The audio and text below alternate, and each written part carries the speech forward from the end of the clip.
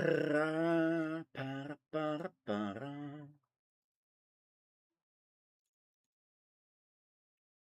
Did it work? Yeah, it did. Cool.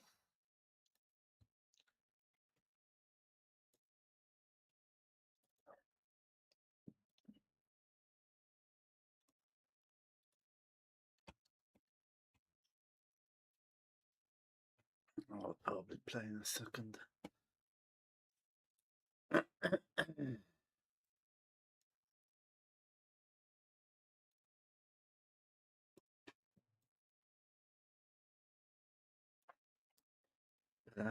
Para, para.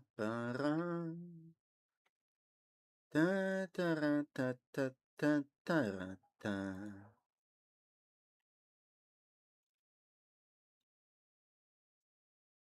What have we got here?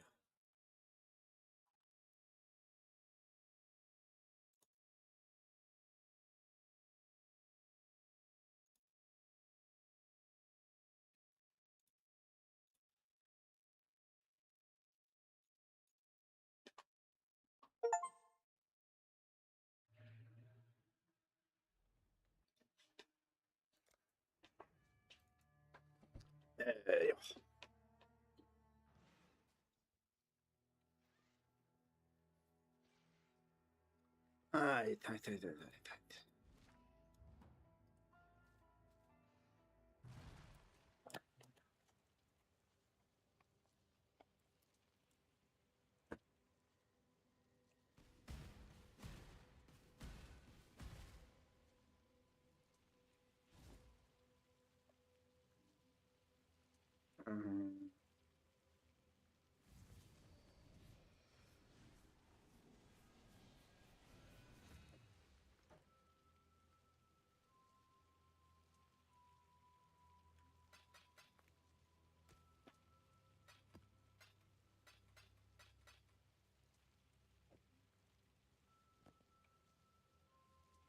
Greetings. Journey well. Oh, is that?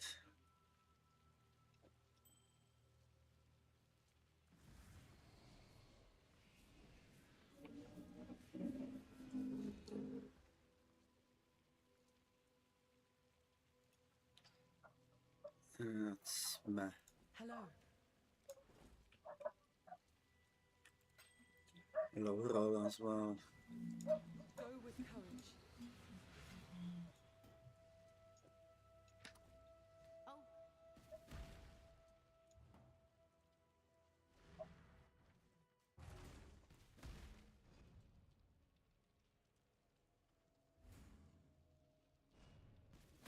Say it plain. Onwards. That sulfur I smell. Speak. Yeah. That'll do. In you go.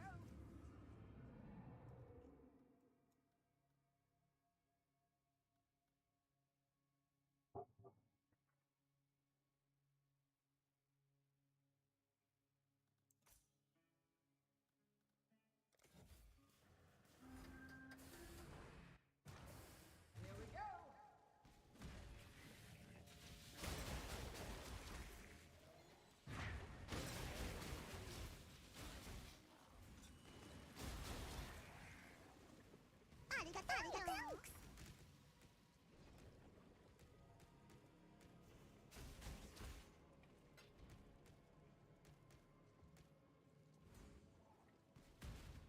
Alright, no indication.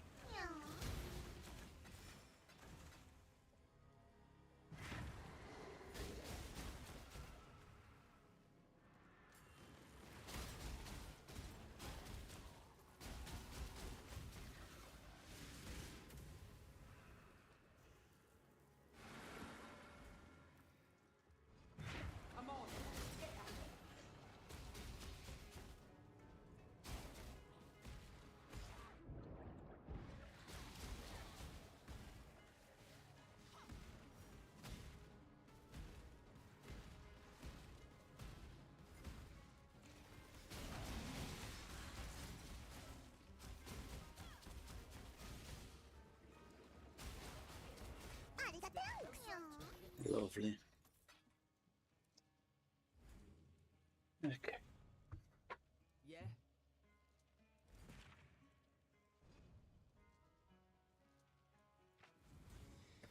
Two more. Two more.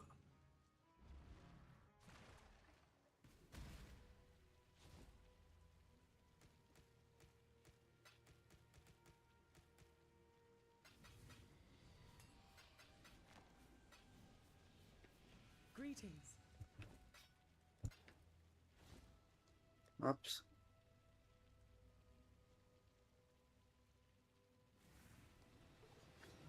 How is that?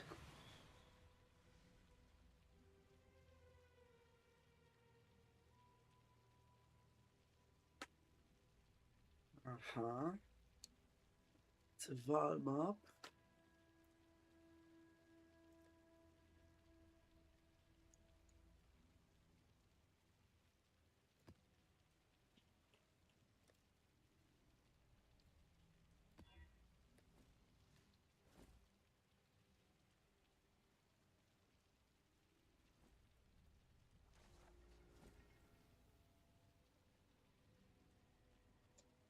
Is that just any map?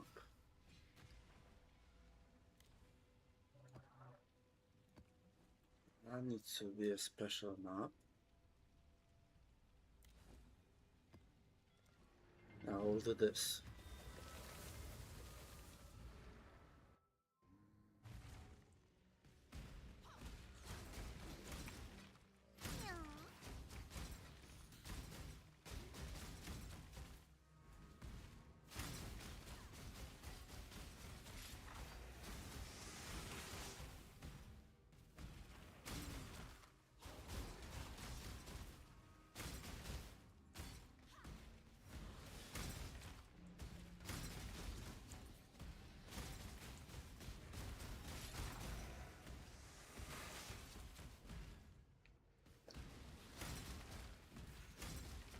Hire me, move on.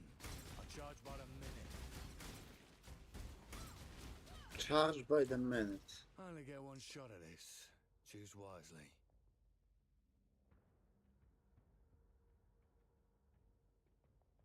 Eh.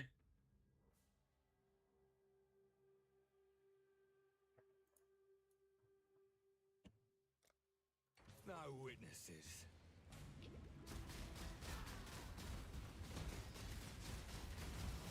Shardy precision.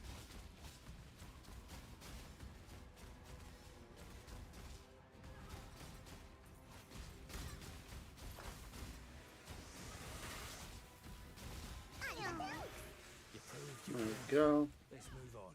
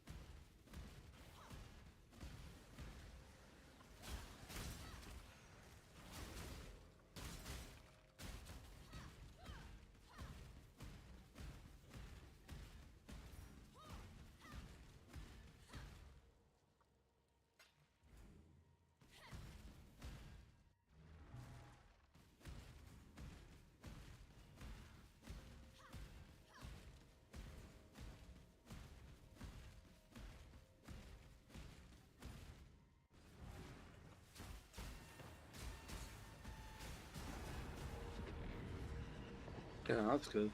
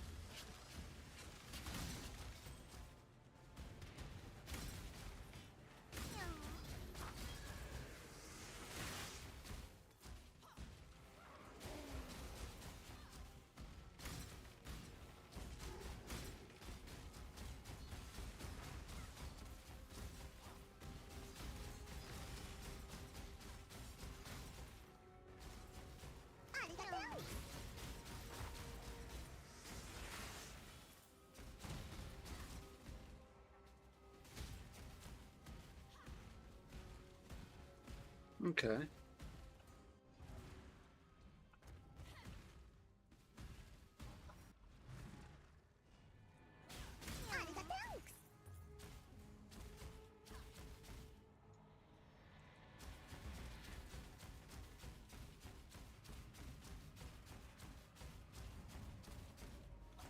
Can I get the fighting knight? Oh, I see.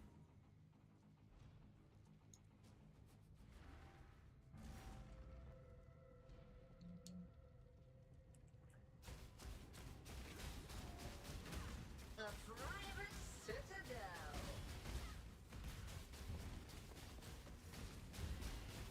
Inescapable.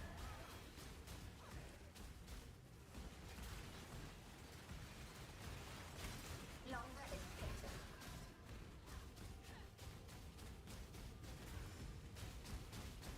Gravity.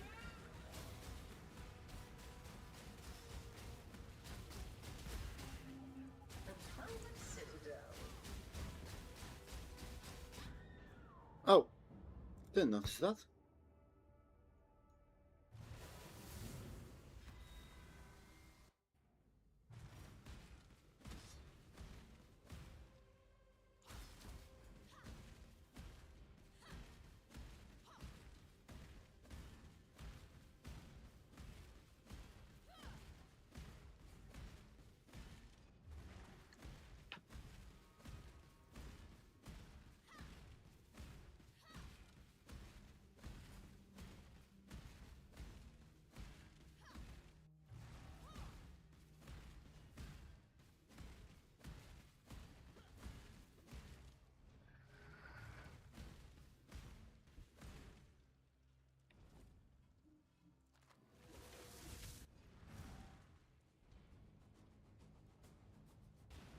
Longer is better.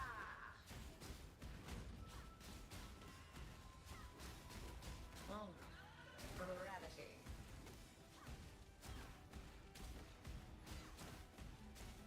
A private citadel.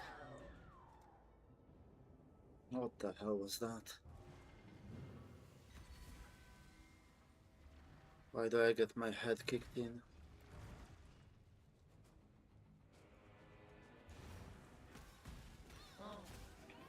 Oh my god, fucking Stagger man. Didn't even get to attack.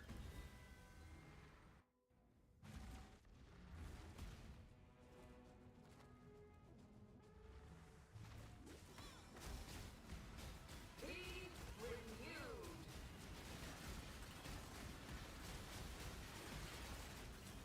Opponent Citadel.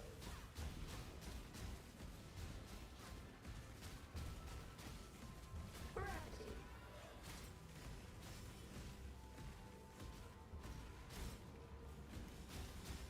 A private citadel. I see the attacks in that now. Okay. Oh, that's not good. Live on! Live on!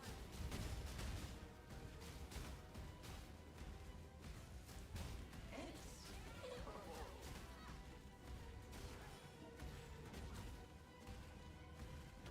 A game of gods.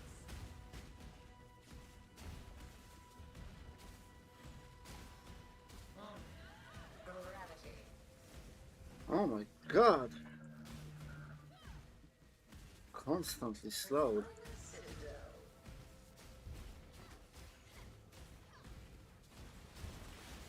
A vitality boon.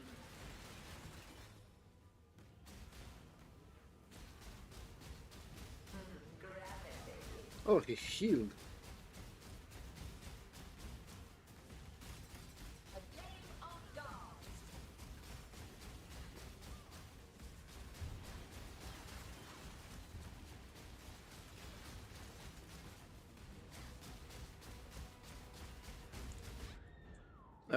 Oh, that's not happening.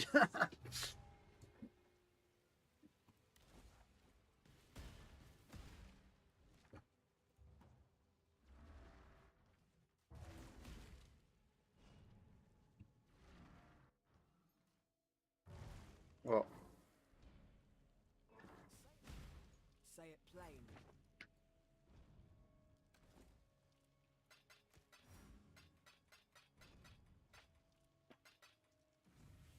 I am an idiot. Say it plain.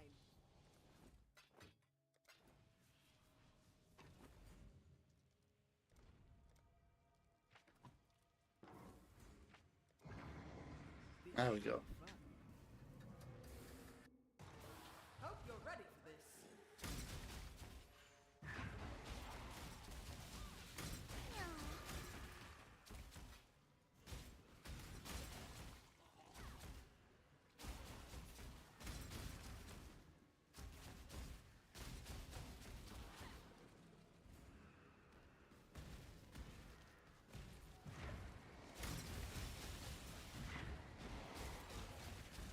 I was spot.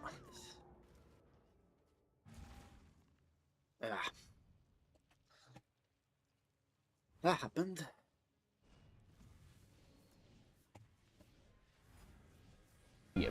Billion. To find out how much you could earn, download the free Upside app and save up to 25 cents a gallon on your first tank of gas. That's 25 cents back for every single gallon on your first tank fill up. Thank you to Upside for sponsoring this video. Now that my car's filled up with diesel, we gotta get back on the road. The goal is 105 miles to Williams, what was it? Camp? Williams Camp. What is our longest day? Longest day we've driven so far was yesterday. It was 58 miles. We have one stop set right now, which is in San Luis Obispo. It's like a city farm that they said we can go and do a self-guided tour on, which sounds kind of lame, but maybe we'll, I don't know, we'll just go there and maybe get lunch instead of looking at the farm. The only other stop we might make today is apparently Diamond E Ranch. They have a friend up in the same area, kind of San Luis Morro Bay area, that apparently has a lot of filtered water. And we've been drinking kind of shitty tap water. So if we have time, we'll swing by there and fill up with water. I'm charging. We're gonna charge the truck. We still have like 50% battery left.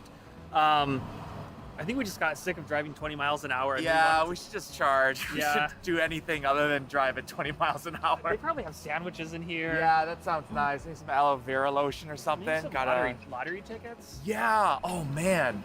So I only had $2. but we can win combined. We can win up to $10,000. Ooh, all right, you want to Uh-huh, split that's- this up? Yeah. Which So one do you you're going want? to We have- got- I want the pink. There's an one. 80s theme, and then there's a different, also 80s theme. So this could be our ticket out of here. Alan. Come on, lucky money, lucky money. A $2, spigot, a guitar, $5, I don't think I won anything. $10. I see what I was supposed to do. I still did not win. I did not win anything. This is rigged. Wow, that sucks. Yeah. Well, I'm allowed to give away tickets. Yeah, you fine. You can give away tickets out. I don't give a shit. No, I mean, I just because I didn't know if you were like at your limit or whatever. No, I don't have a limit. I thought everyone got like 2. It's just if there's too many people there, it's fine. Do it. Oh, you want me to do it? All right. So you're not going to open sauce? I'm kind of broke. You're You kinda know, broke? I don't have a ticket. You don't have a ticket? Yeah. Would you like a ticket? I think it would be pretty cool. Okay. Here, Yeah. I am now. You are officially worthy of going to open sauce for Yes. free. Yes. I only have like one of those I can give out. So Oh, I see. I don't know how to make that. Do I give them a certificate? No, do you guys want? Do you want to go? I just like if you send me that picture, you know, like I can just be like, look. Oh yeah, just I'm show the guard at like the old door. friends. A Like, picture of the I two know. of us. Do you want tickets? That doesn't get paid. Do you want a ticket? Tickets? Ask about all On the that. table, yeah. Yeah. Okay. I'm not saying no. I'm gonna start Yeah. telling people that they're shorter than I thought they. Whenever someone you're says that shorter they're than tall, I- that I'm taller than I thought, I'm gonna say you're shorter than I Shorter thought. than I I'm thought. gonna start saying that to people. I assume the viewers would be as tall as me. So Kevin saw something out of the corner of his little eye. He was like, I spy something that I thought died 10 years ago, Kevin said. Right, Kevin? He said, I spy from my little eye something I thought died 10 years ago. And I thought he was messing with me at first, but apparently this is this is a relic from the past. This is an actual real Radio Shack? How do you know that?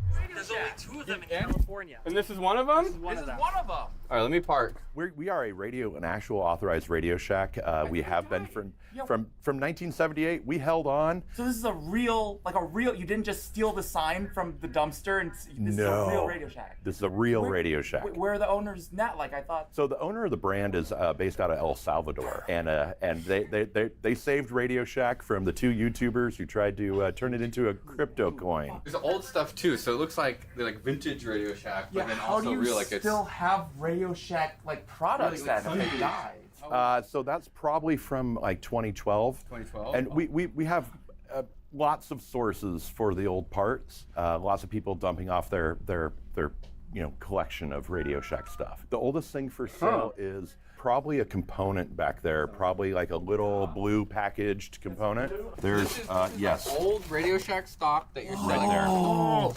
How old do you think that is? That's mid-60s. And that's official Radio Shack? Yes, Archer brand. Eric, how much is this? We would like to purchase the oldest product that you have in the I store. think it listed for 19 cents. You can have it for that. Are you selling it for the listing price? Yes. Yeah. Yes. This is my worst senator right there. The TRS-80. Why is that? You know, if I had whatever money that costs, I would buy it and climb up on the roof and throw it off. Howdy. So dingy. We've been told you're the water guy. I'm the water guy. The waterman? What do you go by? Which one do you prefer? Water guy or waterman? Water guy. Tell us what you got going on over here. So we have we're on a well, Okay. and so we've got a whole house reverse osmosis system. The water out here in the middle of farmland has high nitrates, Yeah. which goes from like 3 to 6 times the legal limit. So Is that because of the fertilizers? So they go into the groundwater, and then you pump it out, and then you drink it, and then you die or something. something like that, just Yeah. a little bit of cancer. Okay. Yeah. And then on top of that, we're like, you can see the top of the ridge there. That's a cemetery. Okay. And then Oh, over so the there dead bodies is- leak into the water too.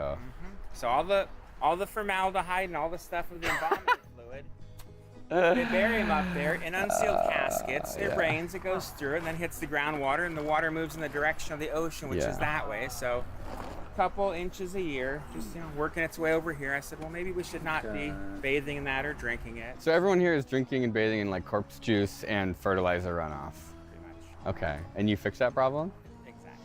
You know, pretty much all water tastes good when you're really thirsty. I remember in high school, I ran cross country, and the drinking fountain water tasted so good. So we cover everything from basic drinking water systems that anybody can afford to stuff like this, where most of my clients that have this kind of stuff has a Ferrari in the garage also.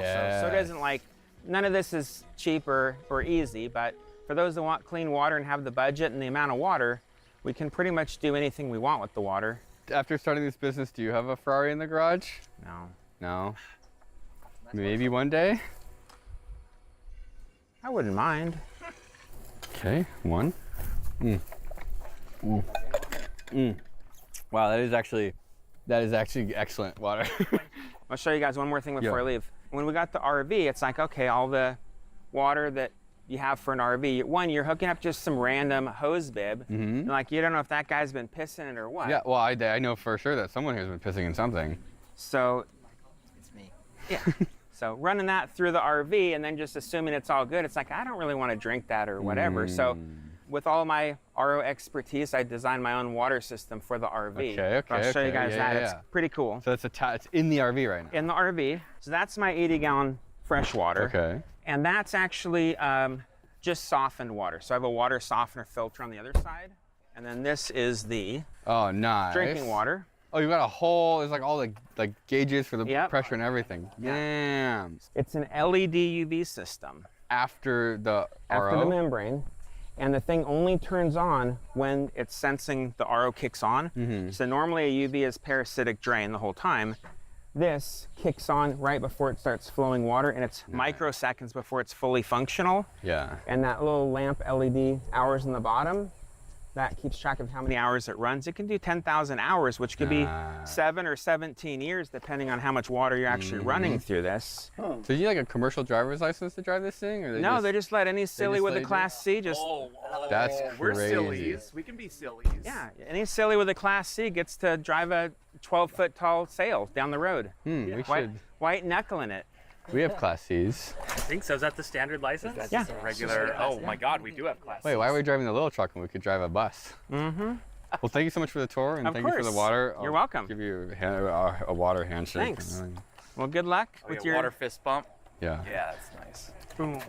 Where can people find your business? You have a website, I'm assuming? Our local business is slowwater.com. Slow Water. SLO, like San Luis Obispo. And then we have another company that's Really Clean Water Technologies, and that's something that we're still working on growing out.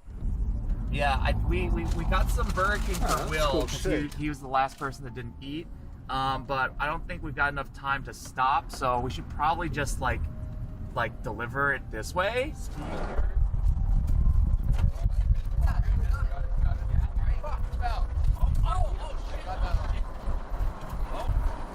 Okay, yeah, got match the speed. Match the speed. Match the speed, Will. I'm doing 2 jobs, asshole. You just have one. Fucking nail over my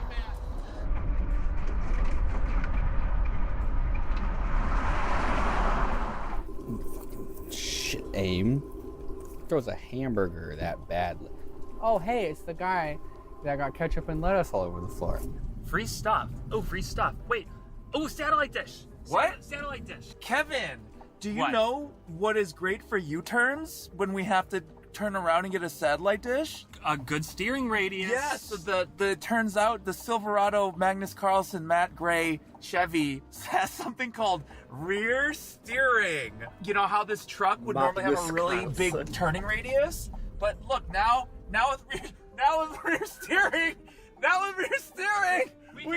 we can clear that curve and we can do a U-turn. Let's go. Okay, do you think if we just put the Starlink, just put it here, and then bolted this to the Taylor done?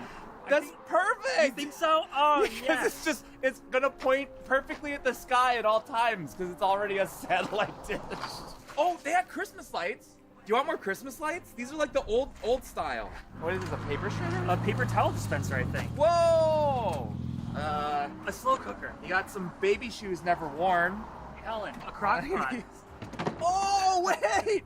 The Little Dipper! We can make 1 can of beans.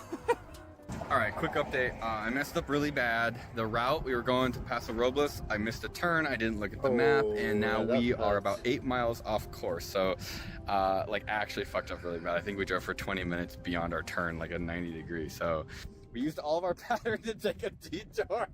I'm sorry, Michael. I'm sorry. I fucked up bad. We went the complete wrong direction. Did you use up all of the mileage you had left today on making this wrong fucking turn? Yes. Do we even have a camp that is like this that is here? I'm telling. Conversation when I fucked up. We don't have. Okay, so we're literally in the middle of nowhere. You burned all of the miles up in the Taylor Dunn. Burned all of our miles. I took it. Probably adding 8 miles, which is it is nothing short of a catastrophe. I'm sorry. I fucked up really bad. Michael and I were having a great conversation about breeding pigs. All right, we're trying to catch up to you, and then we missed wherever you went, and so now we're catching back up to you again. Okay, we are going to definitely need to charge like basically now. Okay, so, all right. We'll find you, and then we can figure out what we're doing next. So we've got 1% charge, and we don't have any sunlight left, or maybe like an hour and a half or something. That's not enough time to charge it, and so Michael came up with a plan. Do you want to say what the plan is? Yeah, they should pull us in the daylight. Alan's driving. Are you sure you can handle that? No, Alan should not drive this one. I fucked up. Okay, so that guy pulled out. He recognized the short one, and then Alan was like, "Can we camp on your?" He's like, "Do you live here?" And he said, "Yes." And Alan said, "Can we camp on your property?" And then he pulled over, and that is not a no. Are you guys towing this? Yeah, we're gonna. That's how, it's actually it's the fastest way to charge it is by towing it. I live here with my parents. We got like 10 acres and the pad thing. I don't know if we'd have to charge you anything. I'd have to talk. That would be sick. But I think we do charge like a percent. I think it depends on what you're doing. Like if you want to like pet the animals. No, we want to stay away from the animals. We've seen a lot of animals. I was about to go get fucking Wingstop. Michael, don't. Oh, can you get Wingstop for all of us? Oh my god. Are you guys like kind of stranded right now? I would not. Okay, so somebody made a mistake about 30 minutes ago, and we went in the wrong direction. It was me. Somebody. No one's gonna like come out with a shotgun and point at us, are they? All right, so Kogan, am I saying that right? Kogan, his family lives down here. They rent out their property on what, Hip Camp? Hip Camp. And he drove out to come get Wingstop. He saw Michael. Alan asked if we could camp. He said yes, and that's where we're at. Maybe we just. Maybe. He said it was a strong. Well, it's kind of too late now. We're like killing all of our daylight with a maybe. If he says no, then we're actually sleeping in front of his fucking house, and I don't give a shit what he says. We have internet. We have internet. Where did you find this? On the side of the road in the trash can. Wait, this goes right the fuck on the side of the Taylor Dunn. Let's go. Yes. Right here, right next to the solar panel, and then we can talk to God. Yes, Jesus, reddit.com, please. We're definitely mounting the Starlink to this. Yeah. Check this shit out, John. Check this out. Coming to my crib, I put up my hammock, but it toured. So look at this. Repaired. Fixed. We fixed it up. Just want to show everyone that it's working again. Not gonna work. I knew it. I'll just have to fix a few more stitches, but it's solid. Sorry, if you zoom in on that, you can let them know. I've had this hammock for under a year. In this Wise Owl's garbage hammock, trash helmet. Is it supposed to completely disintegrate like that? Is that like how they normally are, or is that like not what it's supposed to do? Is it? I'm gonna go to Amazon and I'm gonna ask Rufus. John, you ready for a campsite tour? Let's go. Okay, so over here I was flying my drone around the property. I just got done setting up all these beautiful lights. Check this out. So currently Will is setting up the Starlink and the Ubiquity setup. He's been doing this for... Oh, I fucked up. How long, Will? Oh no, that's not good. He's been doing this for like an hour setting up. Well, I've been setting up the vibes of the campsite. I drove through the fucking solar wires, Kevin. Fuck! Hey, can I get a in chat? Or let me take you over to my tent. This is where Alan and I are staying tonight. This is probably the most comfortable camping setup in the that we've been using so far. Will has been sleeping in the Taylor Dunn. Michael's been sleeping in that little ramshackle tent. John, you've been sleeping in the truck. Ooh, let's check out Michael's tent. Come on, let's check out Michael's tent. Oh, yeah, oh my gosh, okay. Huh. Michael loves spending time in his hammock. Oh, shit. Oh, that's right. And then Alan was over here cooking dinner. Oh, look at that. Look at that. That's some good slop, Alan. Good job. And that's going to be ready soon. I think we finally landed in a very comfortable place on this trip, Alan. Oh yeah, you know it's only going to get like more and more uncomfortable from here though, right? Why would you say that? This is the most civilized we're going to have like the next few days. Yeah, and that's saying a lot because we don't have toilets, we don't have running water, we don't have internet. Yeah. And this is it, This dude. is the best. This is the best we're right now. thriving. Where's the right angle screwdriver ratchet I drilled through the solar panel wires? Sorry, Will. Good vibes only right now.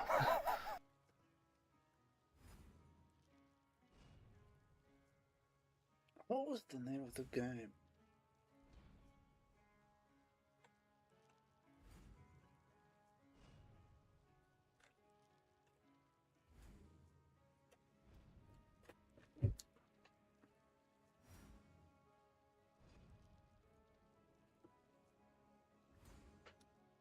Da-da-da-da-da.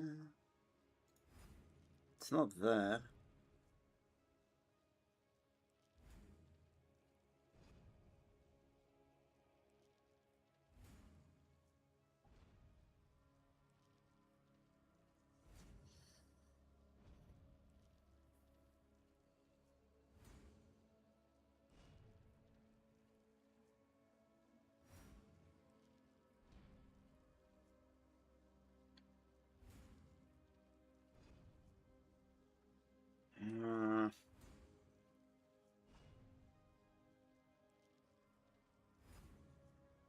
Kind of bored with everything.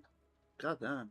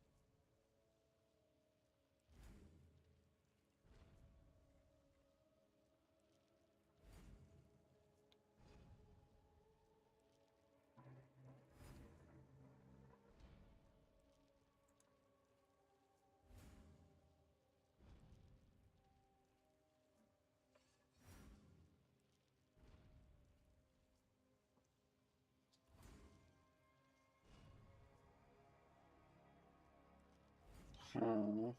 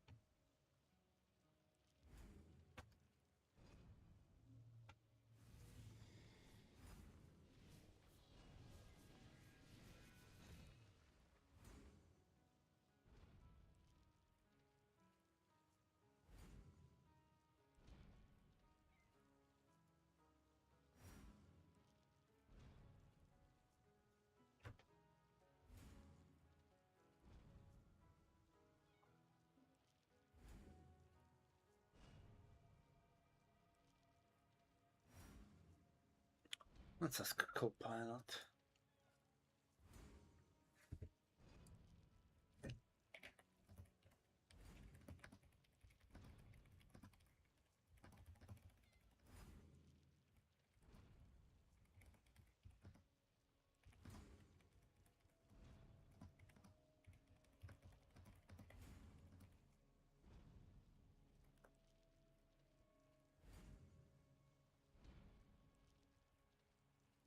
Party Hard 2015. That might be it. Sounds like it.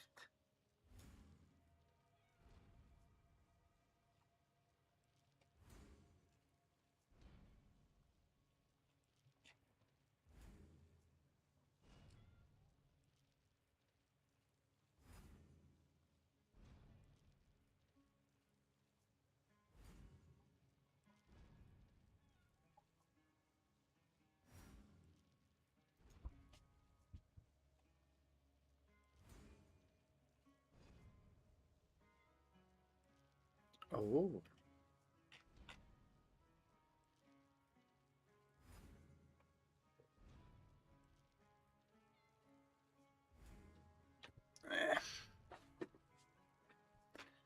Might have to wishlist that shit. Yeah, why not?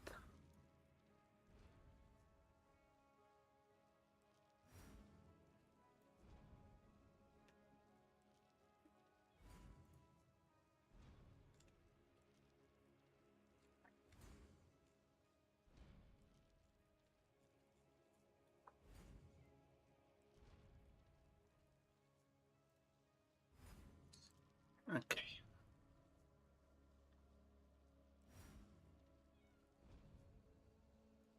30日ポーランド語の勉強を続けてみてどれくらい成長したのかっていうのをポーランド語だけで話してみたり、もしね、言葉に詰まったり日本語とか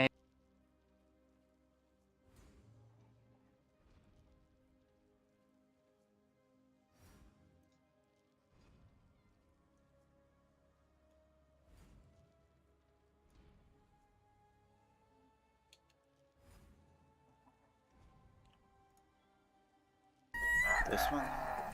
Oh god, it's raining, it's raining, it's raining, it's raining, it's raining. We're not prepared for this. Oh my god. We're gonna get soaking wet. What else is here that's important? There's like no clean ground to put anything anywhere. You know, I was hoping to try to 3D print a phone mount today because when we're driving, there's not really any good place to put a phone down. It's a miracle. Just have the It's other a person shower be a from navigator. God. No, it's not. It's It's just not Come gonna on, make us teamwork. clean. It's just gonna make us grosser. It's just gonna mix the dirt in. It's been 3 days without a shower. This is great. Who packs a freaking tote like this? You know, if we were in the military, the sergeant would kick every single one of your asses. Someone cover the anime girl? No. Nobody cover the anime girl? Oh my god. So Michael's still asleep. I think he might be dead. We have like hundreds of miles to drive. We were supposed to help them with chores in the morning, but now it's raining, so I'm not sure how helpful we can be here. I'd like to apologize, Alan. I did not take you seriously. We tried to warn him.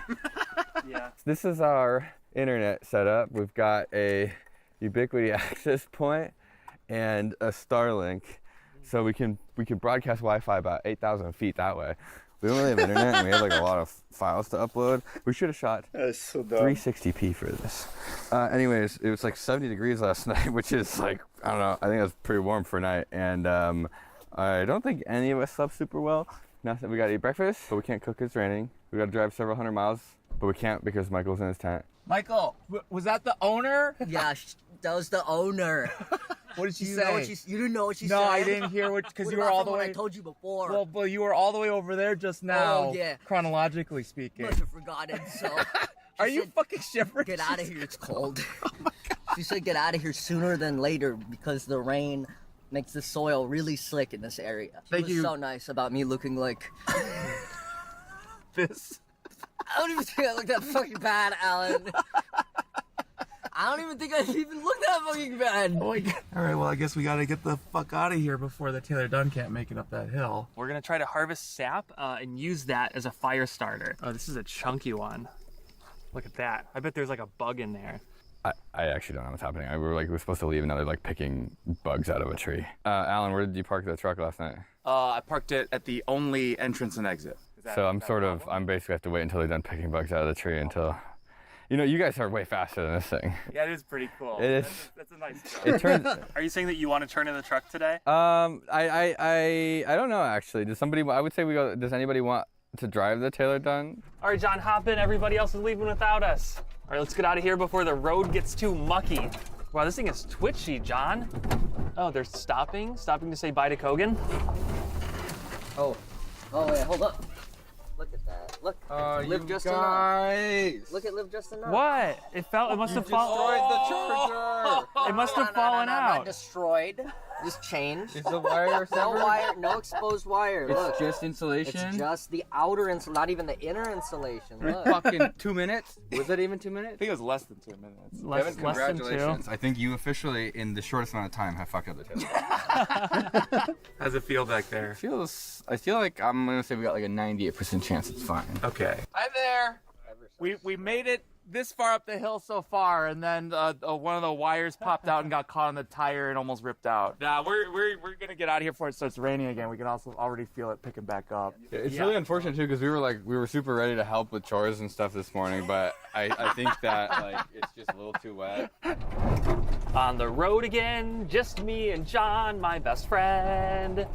We're gonna go do Taylor done things. Wow, everything was such a coincidence. You know, if Will hadn't made a wrong turn, we wouldn't have ended up here. And if Kogan hadn't went out to go get wings, he never would have seen us broken down out in front of his property, and we never would have had a place to stay tonight. Like, I actually think if Will didn't make a wrong turn, we wouldn't have had anywhere to stay last night. But because Will made a wrong turn and Kogan went out to get wings, we ended up like having a really cool campground for the night. Oh man, we got some air on that one. Joe. We're at Joe's place. This is the first time we've gotten breakfast. We don't really get a lot of time to spend making good dinners. But it turns out that there's this thing you can do where you can pay other people to make good breakfasts for you. And that's what we've decided to do this morning. Harambe's place. Cool. Get your cakes out for Harambe. John got machaca. I got a chili relleno. No, chili. What did I get? I don't remember what I got. It's very good. This place is great. We're about to go on a very long stretch of road. There's not going to be any refrigeration. There's not going to be any kind of way to store this meat. So I'm thinking we cook the meat for 3 days. By the time we get there, it's going to be the most tenderest, it's going to be the most fall off the bone meat possible, and it won't go bad in between. But that means that we need to be running the induction stove the entire time. And if it ever drops below 140, then we all die. I'm gonna put soy sauce in there. Oh, that'll be good. Soy sauce, they like let that cook for a long time. It'll be nice and nutty. It's got a nice nuttiness to it. I have high hopes for this. Me too. What's the worst that could happen? We end up just eating a warm mush. Food poisoning, probably. On the, or that, or either E. coli, or we are forced to eat a mush in 3 days. We've been eating mush every day. Yeah, but it's good mush. This is gonna be bad. This is gonna be punishment mush. All right, then we got some water. All right, this is the only water that this beef is going to touch for the next 3 days. That's not true. We're gonna have to top it off, I think. 140 is the death number. If at any point in time this meat goes under 140 for even a minute, we all die. So we are never gonna open this again once I tape this on. Who's sitting there? Me. Is that you, Michael? Is that you sitting there, Michael? We can put the window back, maybe. Yeah, we can put the window back. Does that tighten it all? Are you gonna be able to tighten? Because See how that tightens it? Yeah. Okay, but then what about the rest of the? See, that's tightened. Yeah, that's tightened. Boom, self-tightening. Oh, you want that's to undo self-tightening. it? You pull that. And Okay, it comes undone. we will never want to do Outdoor that. boy taught me that. You are making stuff. You are making that up. There's no way in hell that is a real thing you're supposed to do. Check this out. Look at that. See that? And now it'll self-tighten. I mean, yeah, no, that's good. No, yeah, no, we're good. That's not going anywhere. We only needed 2 strings, and now it's not going anywhere. We're not gonna turn this off now. No one's gonna touch this. Yes, sir. Yes, thank you. We've been driving for maybe 20 minutes. I forgot the stew is out there already. Yeah, a lot of things are wet now. The pot also looks like it's not centered on the heater anymore. I was like, yeah, why don't we'll just power on ahead, loop back around. Yeah, why not? No reason not to do that. It's a little fun, you know, accelerate a little bit for once. Nope, forgot about the stew. Our 12 volts is dead. I don't know why. So the fridge isn't running, the inverter's not running. Maybe the Starlink killed it. So we've lost our 12 volts, which is annoying. All right, can't open the fridge anymore. It immediately goes to open the fridge. I was gonna get a kickstart. All right, let's get a warm kickstart. Wait, John, have we ever seen her go up with the frunk going up? Okay, let's get that. That's kind of fun. Oh, damn. Damn, I forgot about You brought the All right, yeah, we got the kickstarts. Kevin, That's what we wanted, yeah. Oh, she's a little dirty. She's getting a little dirty from the rain and the grime. We have stopped because we're overheated, so we'll just hang out for a second while it cools down and charge in the interim. You can smell the stew? Yeah. All right, that's good. That's a good sign. This looks like a bomb. It looks like you have a bomb strapped to the back of the truck. Yeah, that looks. I'm kind of surprised no one has like yelled at us, like to stop. Oh, I'm sure they know what it is. One look at it, they know, like, oh, they're cooking up a stew. Those boys are cooking Oh, up they're a gonna stew. drive this into a dam and blow it up. Oh, it's still so tight. Yeah. Oh yeah. my God, that's so good. That's That's a a good trucker's knot. hitch. Yeah. Now that the fridge doesn't work, how long does the raw meat in there have until it goes? There might be room in the stew. You want to throw it in with the stew? Just No, to you're not keep it- touching my chicken or my kickstart. Just to keep it from going bad, and then once we get to our next campsite, then we take it out and we cook it properly. Actually, we could just put the fridge in here too. Like that would be sick. Oh, we can plug it in. Yeah. We should probably do that. We were 150 degrees Celsius in the motor, which was the overheat amount. Right now we're gonna cool it down, charge the 12 volts up a little bit, and then just keep going. What if we went back down to the lake and charged it while we went swimming in the lake? Well, okay, so I kind of thought that like we should insulate the pot while it's cooking. I thought maybe I'd just use a dirty shirt, but I took my shirt off, I threw it over the pot, and it immediately started sizzling. I didn't like it sizzled. I put my shirt over it and it sizzled, and I really didn't like that idea of cooking my shirt along with the beef. We just have to go, honestly. Let's just now that it's cool, let's just keep going. I think we got the 12 volts charged a little bit. Probably enough to keep the fridge running for another 30 seconds. Let's go, go, go! We're running out of time. Quick, squeeze it, Michael, squeeze it. Just like the goat, just like you milk a goat. All right, Kevin's taking a whiz right now. So I was gonna eat some Big League Chew for the first time. I got it the other day, John got it the other day. And I remember as a kid, I always wanted it, and my parents would never get it for me. So now that I'm an adult and I can do whatever I want, I got some Big League Chew. Is this supposed to be like chewing tobacco? Is that the idea? Oh, I hear Alan swearing. What? I turned the car off without leaving the power bank on. You killed the internet? Yeah, the internet's dead, and I have to restart the pot. Okay. It's just regular bubble gum. Yeah. I want to see if anybody else wants to tap in here. Anyone else want to tap in? Weak. Oh yeah. You're in the middle of a good book right now. I don't know if this is a problem or not, but there's a lot of oil leaking out of the differential, so the hubs are fine. I mean, everything is working. It's just like a little shitty, but that's okay as long as we get to where we need to go. Who's driving with me? Did we decide on the where are you going? And I'm driving. Michael is on the back. Is Michael just making sure that the stew doesn't turn off? Michael's on stew duty right now? Okay, I'm so glad I'm not on stew duty. Oh, suck it in. Oh no, this bridge is in extremely bad condition. We actually can only go 5 miles an hour of this. There's not a best spot of it. Oh, there's a giant fucking hole. Oh my God, if you drive us off this fucking bridge, Will, I swear to God, I will kill myself. Okay. I think we need to have a conversation about American infrastructure. We're on a bridge right now, right? It's over water. Have any of you ever seen a fucking pothole on a bridge that you can look through and see the water? When's the last time a government official has looked at this bridge and said, yeah, that's fine? There's a fucking hole in the beam. Wish. Oh, you can throw some rocks down there and make a wish.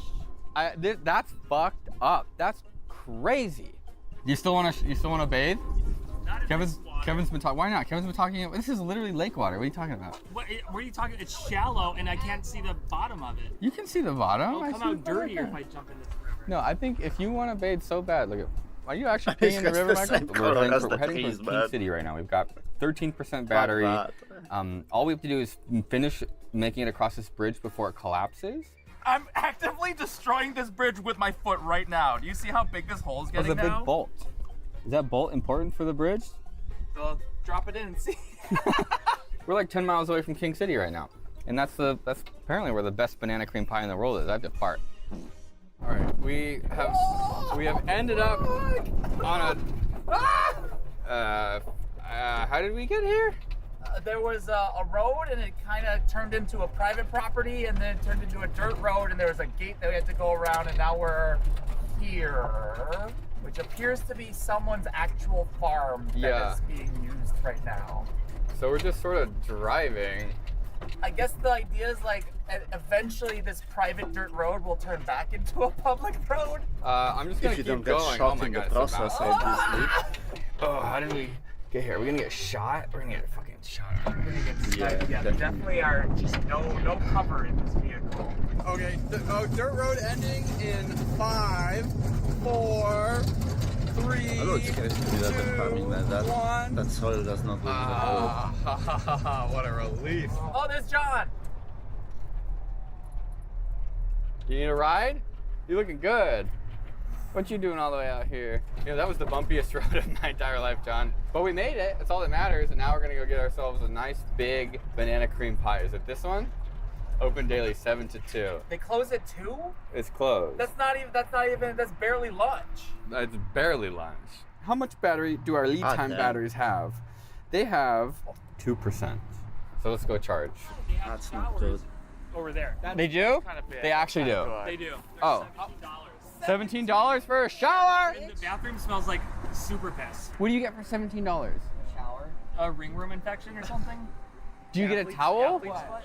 Motel? Oh, should we get a room? So it's $85 if we all take a shower at the truck stop, or We get a room. how much is it to get one room and we just all use the shower in the room? Do you want to go ask how much a room costs? Yeah, I think if it's less than $85, We should definitely got get to the be room. less than We should $85. definitely get the room and then take a just shower. shower and Yeah. leave. Yeah, that sounds illegal. Okay, let me hook the 240 up. I think the people here may be very good at math because one room here is $110 for a 1-bedroom with a shower, and they do also sell just the showers at For the how much? motel for $10. Ask them how many men can share the same shower for the same $10. I didn't ask them, but I feel like it's maybe one per shower. So like they really know that's like they know what's going on across the street. The price is slightly better, and the room is more than it would take for 5 men to shower. When would they have done the math for 5 people showering at the same time? That's For my exactly this situation. Do you think that they've actually had 5 people such a common somehow cheat situation the to shower be in. game? I would like to think so. The 2026 Silverado EV Trail Boss Magnus Gray Matte has a 30 amp 240 volt outlet on it. This outlet is illegal. This is an illegal outlet. The chargers can take 240, but their plugs are 110 plugs, and so this is just what we're doing. We're not gonna max out the truck, but we're gonna get close to it. That is on, and we're charging at 45 amps instead of 30, so we're getting 15 extra amps, and we can run both chargers at the exact same time. That outlet is gonna be smoking. 45 amps over there. 44, yeah, 44, 3, 44, 1, 44 amps times 2. This will charge the Taylor Dunn in 2.5 hours. Look at it, it's taking 45.8 amps. This is a lot of power going into the batteries right now. All right, the outlet's a little sketchy for the charger, so I'm printing an outlet box on the Prusa, and it's really dirty, but I can't open it. It's the door is gonna hit that, and so I'm just gonna let it print and see what happens. Second shower since we left on Wednesday. Today's Sunday. This is the women's shower at a motel. They rent the showers out, and this is what they look like. That's not bad. Whose soap is that? Whose soap is that? Is that our soap? I'm gonna take a shower now. I actually took 2 showers. A little bit of luxury. I got 2 coins because I went last, and then we got 6 coins put away. What was the total for all the coins and everything? $20. Oh, great. So each shower was like a couple bucks. And so I got 2, and about halfway through the first shower, I was like, oh, I kind of gotta poop. And you know, like you can't pause it or anything, but I had 2 coins, so I finished like my first shower, and then I went poop. And then I got to take a shower after I pooped, so that was nice. We have to print while driving because we don't have any time to stop to let it print. So I mean, we really don't have a choice. So you think it'll be okay? I think it'll be fine. Have you ever printed while driving before? No, I haven't. Yeah. Have you ever printed while driving in like the bounciest car? Bruce is strong. Bruce is strong. We're going to San Lorenzo Park right now. It's an RV park in King City, California. We've got a lot of ground to cover tomorrow. I don't want to say we messed today up, but today was like, it was like a parent that's disappointed that their kid got B's instead of A's. Were your parents like that? Bad happened. How did we get behind? We have so much ground to cover and not a lot of days. We need to go to bed early. And we need to wake up. We need to wake up early. We don't have to go to bed early. We need to wake up early, and we need to leave early, and we need to just drive in the morning. So how long do we have to go tomorrow? I don't know. We got to figure that out. 100 miles. Yeah, we've just been like going as far as we can, and this is like how we can't really drive at night. Anyways, John, get your ass into 2026 Silverado EV Trail Boss Magnus Gray Matte. We're out of here. Yeah. Okay, this campground is awesome. They have a ton of old farming equipment. It kind of seems like a museum, like a combination museum campground. Oh, big bump. A big bump. I am sorry. I think we have the entire RV park to ourselves. We could start every grill at the same time. We could cook 1,000 burgers on 1,000 grills. I always wanted to cook 1,000 burgers. Check this out. We have water, and then power. This is gonna be the 240 outlet. And we don't have the right one though. That's okay. We have wires and a soldering iron. And a screwdriver. We can take a whole breaker apart, rewire it, and then if we forget to undo it, the next batch that it uses is gonna burn their motorhome down. Kiss the ground, Kevin. Grass. Kiss the ground. I want to lay on this grass right here too. I'm gonna lay here Kiss too. the Kevin, Will. Kiss the ground, and Will, you kiss Kevin. I'm so happy to be on this trip. This is a great campground. This is the best campground. I love this campground. This looks amazing, John. Check out Alan. He got some kind of octopus dish. These are the Al Pastor. Oh, steak ones. Probably some more steak ones. 2 or 3 different types of sauces. What are these for? They just gave us. Are these like for the octopus? Probably. Yeah. So I gotta leave soon. But I don't want to leave them with nothing. Everyone's always complaining about how hard it is to shit here. Saying you gotta call up Kogan or you gotta find a bathroom. Well, no more. I'm installing this bad boy. Here's my mystery mouse tool that I brought. Before I had to find a bathroom to poop in. Now the poop comes to you. Okay, you just take this crazy knot. I went from Outdoor Boys. Boom. Stand it down. You're at a good spot. You can go number 1. You can get in a number 1, or the knots are actually strong enough where you can sit on it and do your business. It's just that fucking easy. I hope they love it. Oh, shit! This card decides the the game. You know what that means, Kevin? You lost fire magic. Fire magic. Fire. No, just all at once, dude. Just get it over with. There's a third of the deck. There's the. Congratulations, Alan. Were either of those decks good? Not in any sense of the word good. Okay. Well, I mean, okay, so I mean, How much money worth of cards was that? These were probably not that valuable. Like $3? A couple bucks, yeah. Couple bucks. Okay. I don't think any of them when there were like crazy good. That is insane.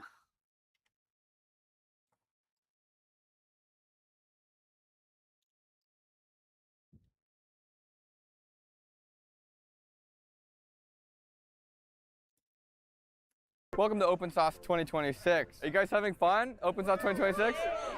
Wow, jeez. Could you do it more quiet? You guys having fun at Open Sauce 2026? Yeah, there it is. All right, let's go check it out.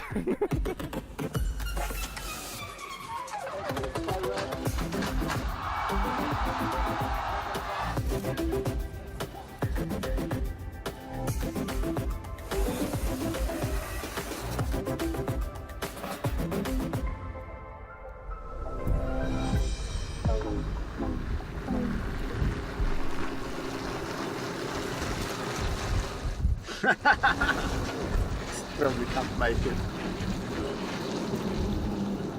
We're panel number 1. Correct. Yes, this year sir. we're doing backstage meet and greets. Okay. We're doing, If you want VIP tickets, it's too late. You're gonna have to buy them for next year. But it's a great package. Yeah, unlimited shrimp, I think. That's what we advertised. Did that actually happen? Ian, did the unlimited shrimp actually happen? Is there unlimited shrimp? There is unlimited shrimp. There is unlimited shrimp. Let's go, there is unlimited shrimp. We're in the VIP lounge right now. I want to show you something that's really special and important to me. It's over here, let's go. I'm gonna eat a bunch of shrimp. These actually look really good, shrimp. Cheers. All right, we're going Yeah, I up. like shrimp. I think now. God, there is a crab.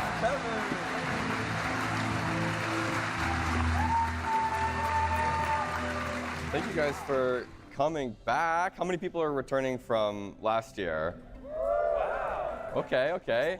Wait. You guys came at a good time. This is probably going to be the best year. Yeah. You came the first year. You really got suckered. Yeah. Sometimes, I don't know if this is a common occurrence, but you get an idea, and then you're like, oh, that won't be too hard. And then like a couple weeks later, it's sort of consumed your life, and you're sitting there, and you're just like, where did this idea come from? Yeah. Like you don't even. Right, like I actually don't even know where it originated from. All I know is that like it came up and we talked about it, and then all of a sudden it just sort of consumed everything, and I've already forgotten like the origin. What was your guys' favorite exhibit? Taser knives. You know, I like taser. I've heard that quite a few times. Taser knives. What did you like about it? You tased your twin. I'm sorry. I'm so sorry. Papa, what did you do, Papa? I told everyone there's a lot of cool exhibits and they should see it, and there's a panel after us. Papa, it's okay, Papa. You just need to try again. Oh God. It's the booty robot. I think we were supposed to go through the back. Welcome to our booth at Open Sauce.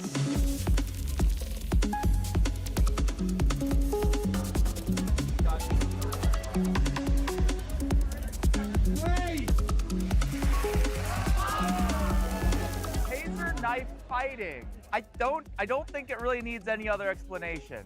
The arcing is actually so intense that like you can see like bits of metal flying off of it when it turns on. Ready? Fight! Unconventional technique, and I like it. Oh my God. He's killing me! He's killing me! We turned this U-Haul truck into an instant camera. Wait, where's the camera? This is the camera. This is our lens. This is a 600mm lens. It gets projected onto a piece of wood, which we can show you in a second. And then in the back is where we develop the image. How do you get into the back? Painfully. Hey guys. Hello. Oh, there's two guys in the back. There are 3 people inside the camera. Someone said help. We're trapped in the white van now.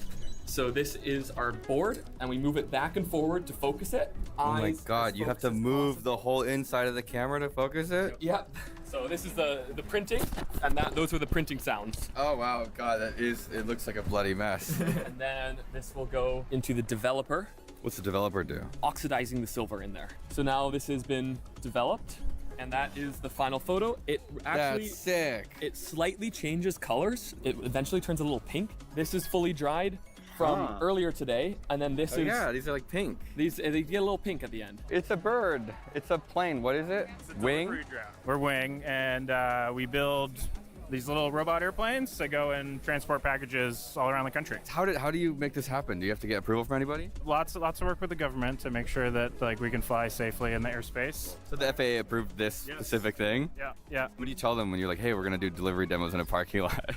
We've got a slightly more organized form than that. So what is the sort of the general idea here? Is you have a station somewhere. They can charge at. They pick up things and do deliveries. Mostly like food and retail grocery items, where our big partners right now are Walmart and DoorDash. There'll be a bunch of these airplanes on little pads that charge them up, and then orders will come in. People will go pack it in the store, put the box on the plane like you'd load it up for curbside pickup, and then it'll go fly to somebody's house. It'll show up in the app and you can order stuff. How fast?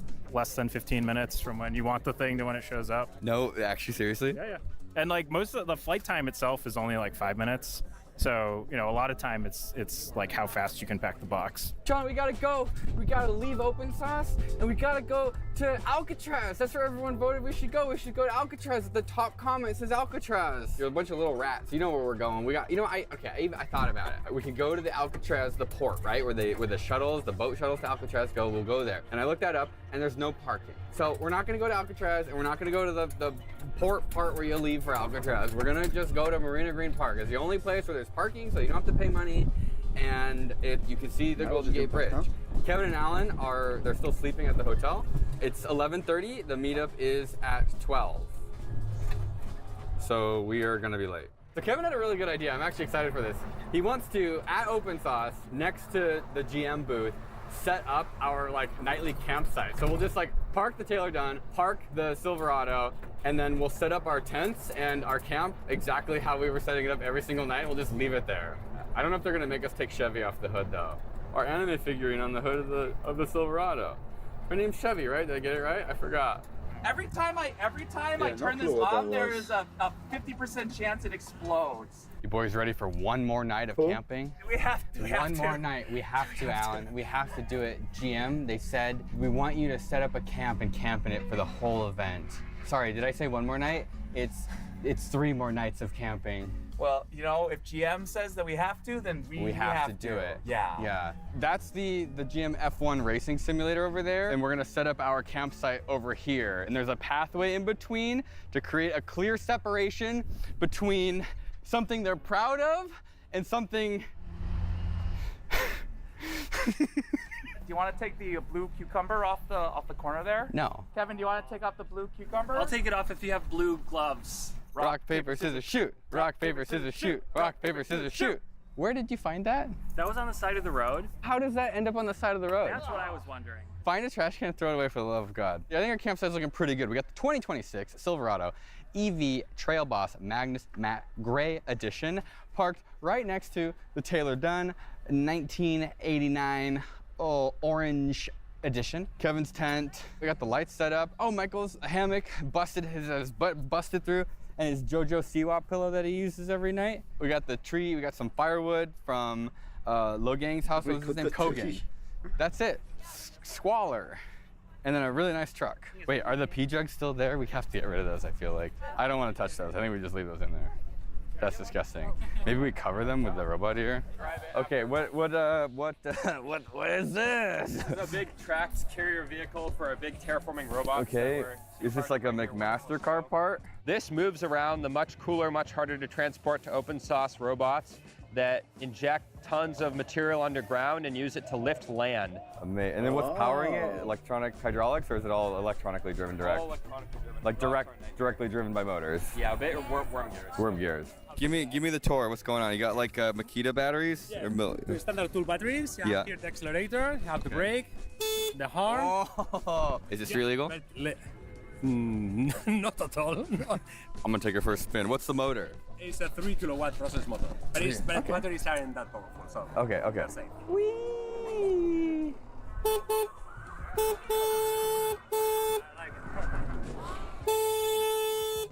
Get out of my way! So this is a real moon rock from Apollo 15. This is the closest. People to have like multiple fairs like this, and they all get enough attention and visitors for them to be profitable enough to like keep going every single year.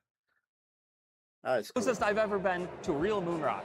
This is probably one of the biggest pieces of moon rock there are. It's 141 grams. I've heard that moon rocks are actually highly controlled. I've heard stories of sometimes people end up with a moon rock sample that they're not supposed to have, and it kind of turns into a big, how did this happen? Very controlled. Like this rock right here, if I'm gonna go and transport it, I can't leave it at home.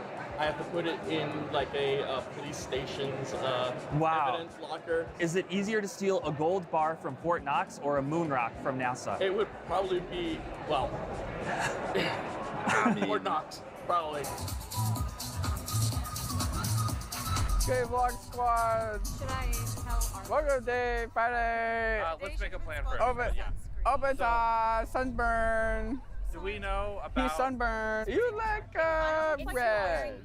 Not here. I'm drinking a Modelo It's everywhere the right sunscreen. now. But by the And end a of little bit on tonight, the I'll have drank A little bit on this a side. full Modelo. If you've never been to Open Sauce, Friday night is exhibitors, creators, VIP. It's free food, and I think the alcohol is free. I mean, it's free for me. What's the plan, Will? I was just gonna say, I was gonna announce our new crypto coin. Oh, that's where my child is. Oh, you get one free drink, and when you're doing that much free food for this many people, it's really expensive. And so we appreciate our sponsors so much. They're helping to give corn dogs and beer to everyone, and that's, I mean, really, what more can you wish for?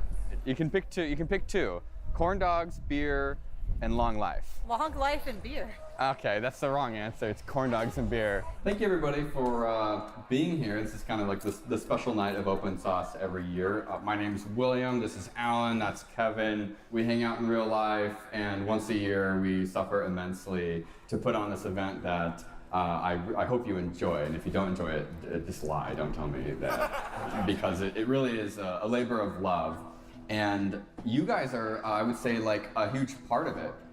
And that's important to me because this is sort of the community I've always wanted since I was a little nerd in middle school, putting batteries on motors and being like, oh, wow, I'm really smart. I made a motor move.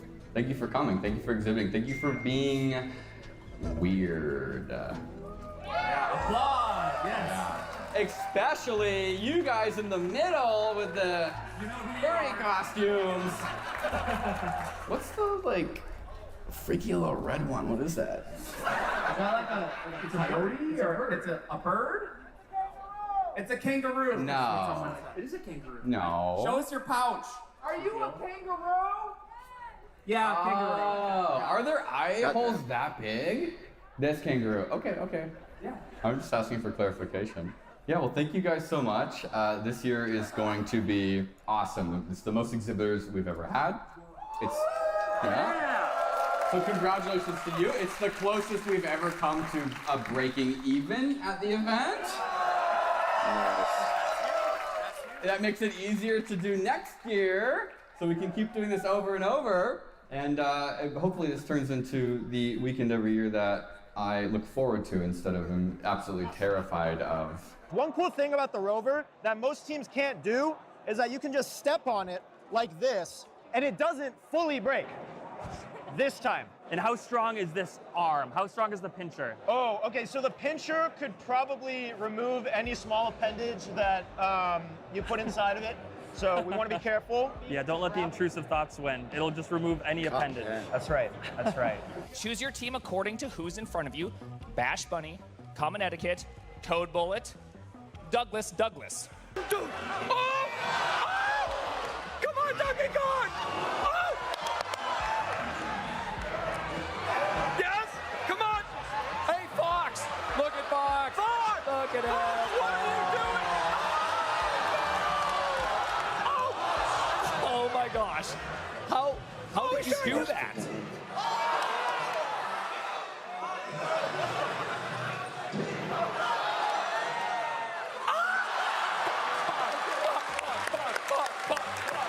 I'm William. I'm the blue team captain, otherwise known as the guy who's gonna beat the crap out of that guy. You're going up. Oh! Get up. Uppercut. Are they intertwined? Knockout. Oh, style pilot. Nice. They are now trading punches side by side. The breeze in my hair, the Golden Gate Bridge in the distance, Marina Green Park on our right. Hi everyone. Thanks for coming to the park. It was a lot of red lights. This city is horrible. Where's Kevin and Alan? Does anyone know where the San Mateo Fairgrounds are? Is anyone sad that Michael isn't here? Is everyone just here for Michael? Whose is this? Oh, this is sick. Oh my God. So that's my e-bike's battery. Mm-hmm. That's my mom's old bike wheel. That's my brother's front wheel. And that's my front wheel that I take off my bike. Did you ask them before you took the wheels off their bikes, or did you just kind of? My brother did get pretty upset that I took it. How'd you get it here? I'm like, you put it, no! I thought you rode it here. I thought it, look, it would be so cool, but I just don't want to die. Right. See, that's the difference. Yeah, that's the difference. That's the difference between us and you. As you drove this from LA. We want to die. This is bad. Did anyone ever tell you that this is actually bad? Woo! Wow, this is, oh my God, it's all over the ground. I'm getting Will to sign much this. pasta So we're all built. signing it. Oh, This is- did your fat ass break it? No, this is Eric. Hi, Eric. He made this really cool And it was, car. It was my fault. That Yeah, it's he his crashed fault it. that I drove his car and then crashed it into another car. Did you actually crash I it? did. I did. Whose car? We don't know. We don't know. So which part of the car was this? Oh my god! Oh my Jesus Christ! Oh, the whole thing is like, wow. What percent infill did you print a mechanical component for a bicycle that you built with? 20%? See, I wanted it done. 10%? Jesus, I that wanted looks like it, 10%. I wanted it done tomorrow, and so I Yeah. printed it at tomorrow for sale. Okay. Tomorrow, Such a baby stroller. Club Booth, what is Hat Club? You're like Hat Club dad, kind of? I'm Hat Club mom. How many kids do you have, Hat Club mom? I'm Hat Club mom, and I have 130 kids. So all your kids do science experiments all day, and then they come here to show them off? Yeah. And these are some of them? These are about 100 of them, but we work with 100,000 kids each year. All right, what do we have over here? This is a fully self-playing glockenspiel that can take any MIDI file. I'm sorry, a what? How this works basically is it uses solenoids mounted under each individual key to. How old are you? I'm 16. 16? Yes. What were you doing when you were 16? Are you sure? And your dad didn't help you with this at all? Is your dad smart enough to do this? To be honest. Probably. All right, let her rip. All right. I came across Hat Club one day when I was looking around for projects that I might want to make or stuff that I might want to do. At that point, I had never made a PCB before or really anything like complex hardware-wise. And this was, I think, 6 months ago now, and I feel like I've come so far in such a little time just because Hat Club has done so much for me, and I'm really grateful for all of that. How do you go from being a child that's not making science to a child that is making science? You go to hatclub.com and sign up for one of our programs, and we help you build projects. How much does that cost? It's free. We build hybrid flying and driving robots for navigating some of the Earth's most difficult and treacherous environments autonomously to collect spatial data for industrial industries. It's navigating via computer vision right now, so it's holding its position autonomously with the use of visual inertial odometry. It's an autonomous position hold mode for GPS-denied environments. Ow! Wait, what? Oh, it's ow! Okay, the sound. Ow! Okay, wait, it has to turn green. Are you serious? It has to turn green. It has to turn green. Okay, it builds up. But I can do it. I deserve this water. Ah, yes! Ah, that really hurts, actually. Can I get the water now? There's your water. This right here is our first engine. It's inspired by the half-cat design. It's engine 1, but then we've recently moved on to the creatively named engine 2. So this is running off ethanol and nitrous oxide and has a thrust vector control stand it's mounted to. Wow, it moves, so you can control the thrust. You can, without like actually using vanes on the rocket, you just Exactly. move the motor like SpaceX, and yeah, very cool.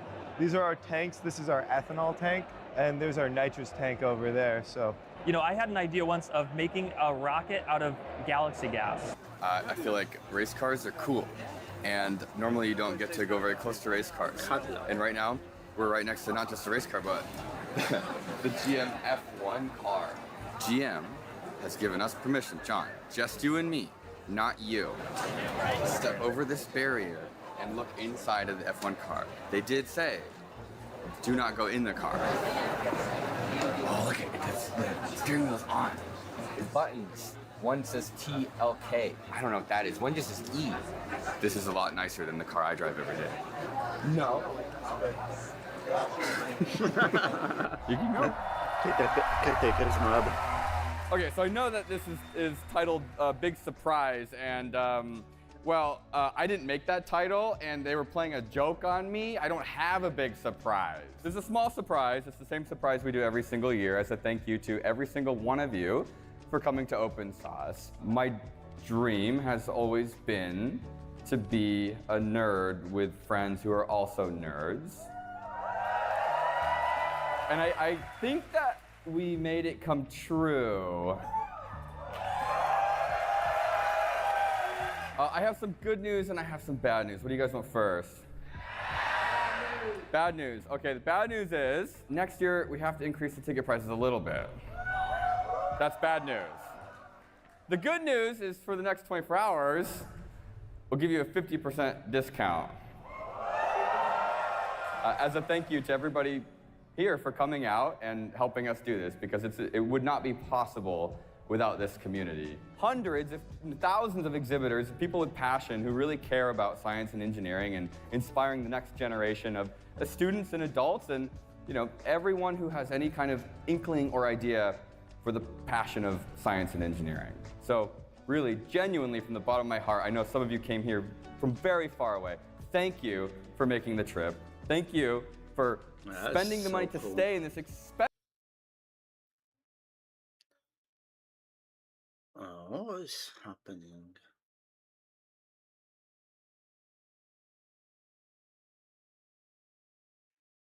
What?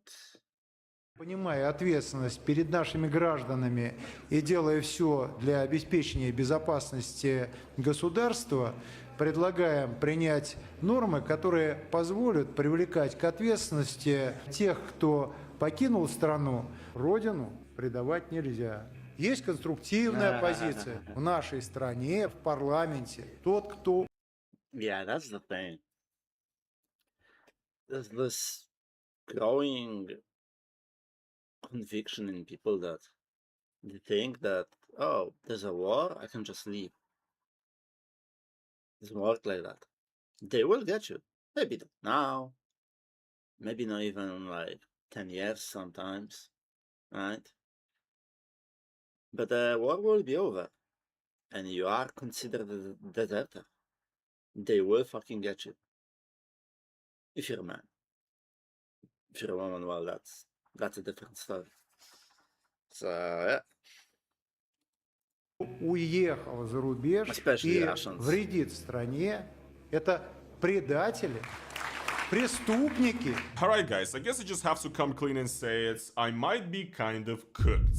If you guys don't know my story, I am a Russian who left my home country of Russia after the start of the war with Ukraine because I did not agree with what my government was doing. I lived in the country of Georgia for 2 years, and then after a long visa process, I ended up here in the European Union, where I now live in Portugal. And even though I had some immigration troubles that I talked about on this channel, things are actually about to get a lot worse. Because the Russian government has just passed a new law according to which Russians who left Russia, and especially the Russians who are outspoken about what is happening right now, are essentially going to end up pretty much stateless. Yes, Russia just signed a brand new law that is about to strip citizens of their rights abroad. And this law has already been described as a so-called traitor law by the Western media. And basically the Russian parliament, the Russian State Duma, approved measures that are gonna be freezing accounts, seizing property, and blocking consular services, including passport renewal for Russians who are evading charges at home. And lawyers are describing this law as a de facto loss of citizenship, with political activists and journalists among those most at risk. So yes, even though it was never really safe for Russians who even left Russia to speak out about politics in the first place, because Russia could always start a criminal case on you, which could lead you to having problems with your residency in Europe, for example, because they do want a clean criminal record from you. They are now making it official, and they're pretty much saying that we are going to strip Russian citizens of their rights if they dare to criticize Vladimir Putin. So hey there people, it is your boy Roman, your favorite neighborhood Russian, and in this video we're gonna be talking about Russia's new insane traitor law. Talk about how it's going to affect Russians trying to leave Russia. It doesn't matter that there's a war. You're like in France or Germany, they will still do background checks through Russia, because they're the only ones that know anything about you.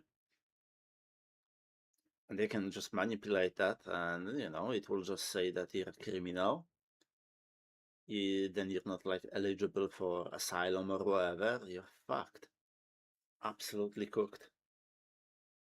And also discuss why I might be a little bit cooked. By the way, sponsors do not really like political content about Russia too much, so if you guys like what I do here in this channel, go over to the link down in the description, become a YouTube channel member, or support me and buy me a coffee. It helps me make more and better videos for you. So before we talk in detail about why I and other Russians who left Russia might be cooked now, I want to first show you a video of the chairman of the Russian parliament, the Russian State Duma, Vyacheslav Volodin, who spoke in the parliament about why this law is so important to pass right now, and why Russians who left the country should be stripped of citizenship. Let's check it out. Понимая ответственность перед нашими гражданами и делая все для обеспечения безопасности государства, предлагаем принять нормы, которые позволят привлекать к ответственности тех, кто покинул страну, но наносит ей ущерб и вредит, это не только иноагенты, но и экстремисты, террористы, те, кто скрывается за рубежом.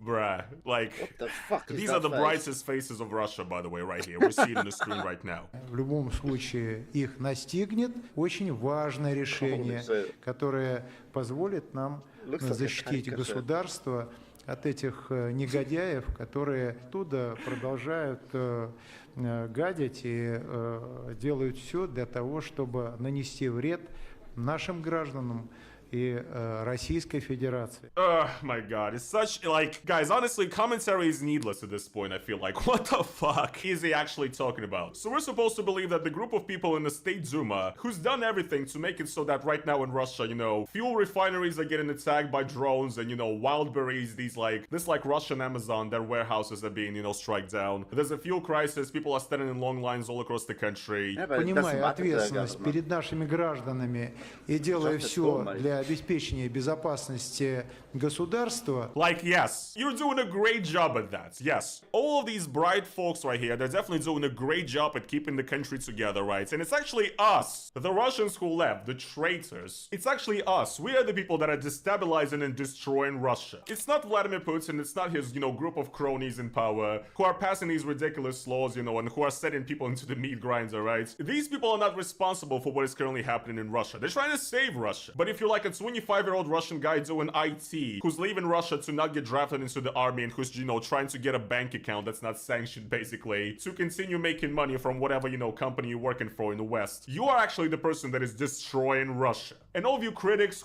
Well, they're not destroying Russia, but, you know, that's still treason. Sorry. I'm not a fan of Russia, but that is treason. Or, you know, being a deserter, I guess. Like, avoiding the draft is not legal. Like, what the fuck do you want? I mean, they kind of, like, had to know that this is going to happen. It was so obvious. Like, if Poland got attacked by Russia, and I left for, I don't know, Germany or whatever, they would probably not do it during the war, but they would definitely hunt me down after the war. And I know that there is Polish military police looking for Ukrainians in Poland that are avoiding, you know, the war. It's just how war works. Nothing you can fucking do about it. What do you expect? Who are criticizing Putin from abroad, you are actually destroying Russia, so we need to put a stop to it. I guess, bro. I mean, like, you know, at this point, you know, yeah, sure, go off, king, you know. I mean, at this point... It's not even taken into consideration, doesn't even fucking factor in. It's just unbelievable what kind of parallel reality these Russian politicians live in. Родину предавать нельзя. И человек, родившийся здесь, имеющий здесь корни, должен отдавать себе отчет. Если только он пошел против своей страны, он предал и своих родителей, предков. И мы видим, что происходит на Украине. Во многом это потому, что во главе киевского режима предатели своих отцов, своих дедов, которые боролись за свою страну, погибали.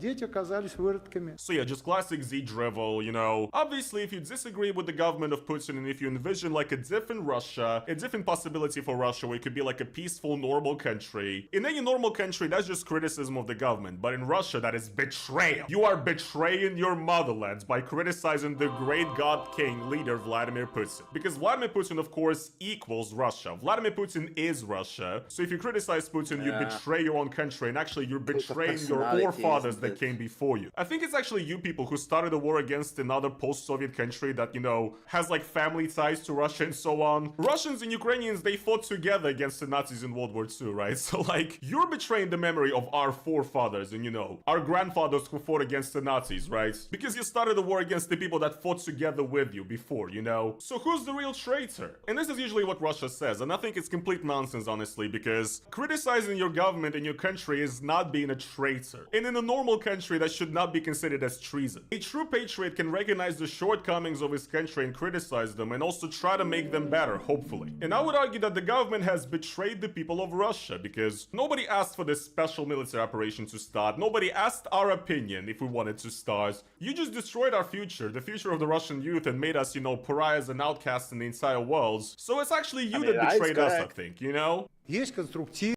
But rules are rules. позиция в нашей стране, в парламенте. Тот, кто уехал за рубеж и вредит стране, это предатели, преступники.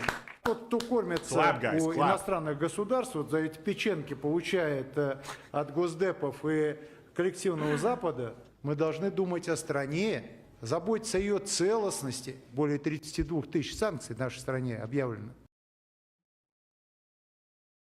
Yeah, you wouldn't have to do that. А мы с вами работаем, try to expand. основываясь на принципах демократических.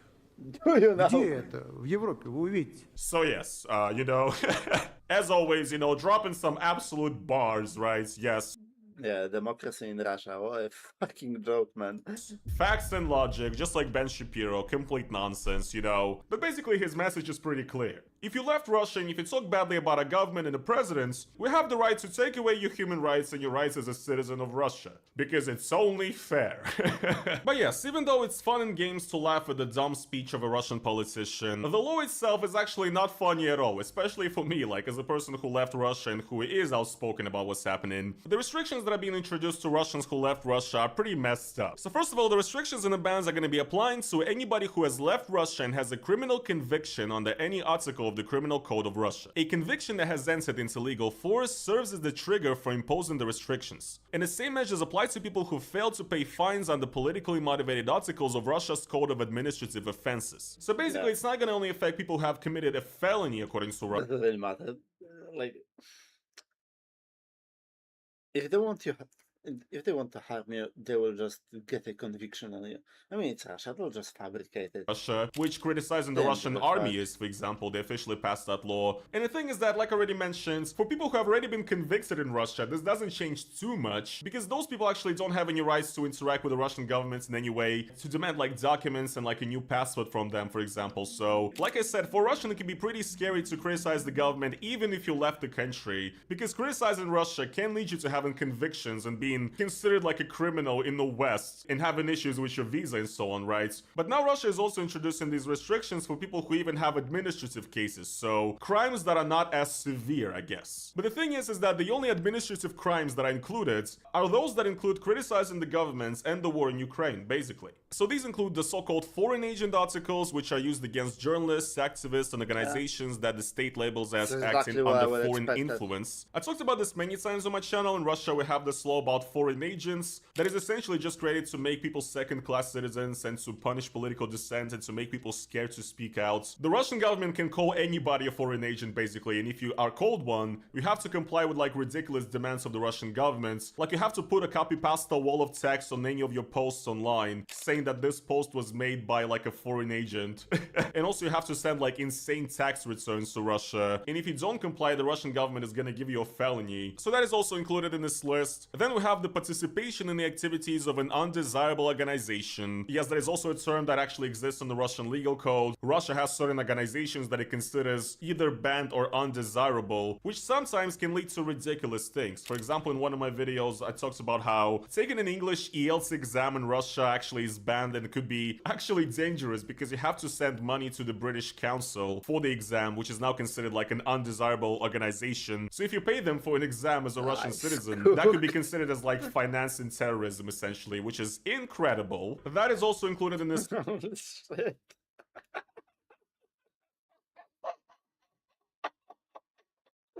God damn it, man. Russia is such a local, man. Holy fuck. But that's the thing about Russia. The law is, it's like China, it's flexible. They can just decide something is a terrorist organization. That's it. You can't interact with them anymore. And they can do that arbitrarily, with no reason or logic attached to it, no problem. And you still have to follow the law, otherwise you're cooked. That's how they rule their people. It's fucking crazy. List. Then we have calls to violate Russia's territorial integrity, discrediting the Russian army, which is widely used against people who are criticizing the war in Ukraine, and calls for sanctions against Russia. So yes, pretty much any Russian who wants to criticize the government and disagree with anything that it says is now in an even bigger danger. What the restrictions look like: frozen bank accounts and blocked banking apps. Banks are required to cut off access to mobile apps and online banking so that the person cannot transfer money. So yes, the Russian government is essentially going to be taking away your money and taking away all of your banking if you have been naughty, right? And by the way, this is pretty funny to me. I mean, it's not funny, but what is funny and ironic is that I've talked about on this channel how Russians who left Russia are actually facing a lot of issues with banking in Europe. Even if you live here legally as a Russian, even if you have residency and all your documents in order, banks are still denying Russians just for their passport, even though they don't flat out say it. Your bank can pretty much ban you at any time for nothing, and the bank simply cannot keep up with these sanctions and these restrictions, and they're, you know, it's easier for them to just ban everybody basically than to actually figure out if the Russian person that they're banning is, you know, not like an oligarch or something. So yes, guys, that's great, some consistency, you know. Now us Russians who live in Europe, we're not only gonna be getting our banks blocked by Europe, but also by Russia. Human rights. I remember when I had those, guys. It was fun. A special ruble account is gonna be made for all Russian income, and any money earned or received in Russia, including pensions and other state payments, transfers from organizations or private individuals, will be routed to a special ruble account. And the funds could only be debited from it to pay fines owed to the state budget. So the state is gonna give you like a minimal so bank they're just account from which garnishing. you're only gonna be able to pay for, you know, your criminal case, I guess. A partial exception for family. Close relatives of emigres who have no income of their own can be assigned a monthly allowance drawn from the person's own frozen funds, which is great, you know. That allowance is gonna be absolute pennies, by the way, just like, you know, the pensions for, you know, Russian elders. So this is another way for Russia to keep, you know, the mouths of Russians who left shut. Because imagine if you live in the West and if you're like actually providing and helping out your family. And they're doing that to fund the war, because they probably need more money. I mean, their economy is going to shitter, so they're probably scrambling to get anything at this point. Back in Russia, now that's gonna be under threat essentially if you speak out, and the government is only gonna allow you to, you know, give like 3,000 rubles per month to your family or something, which is not great. So yes. How much is that? 3,000 rubles.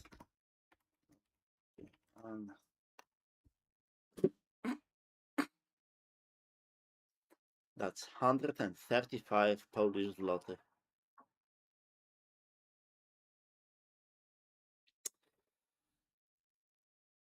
That is less than what I pay for my bus ticket. Like a monthly one, or I don't know what it's called. It's a bus ticket that you pay for the entire month and then you drive for the entire month. And that costs 5 zloty more. For comparison, 3,000 rubles, that 135 Polish zloty, that would be in dollars. Oh no, euro. 31 euro. That's pretty much a cinema ticket. Nice. It's another great move by Vladimir Putin. Thank you for improving my life as a Russian citizen. I love it.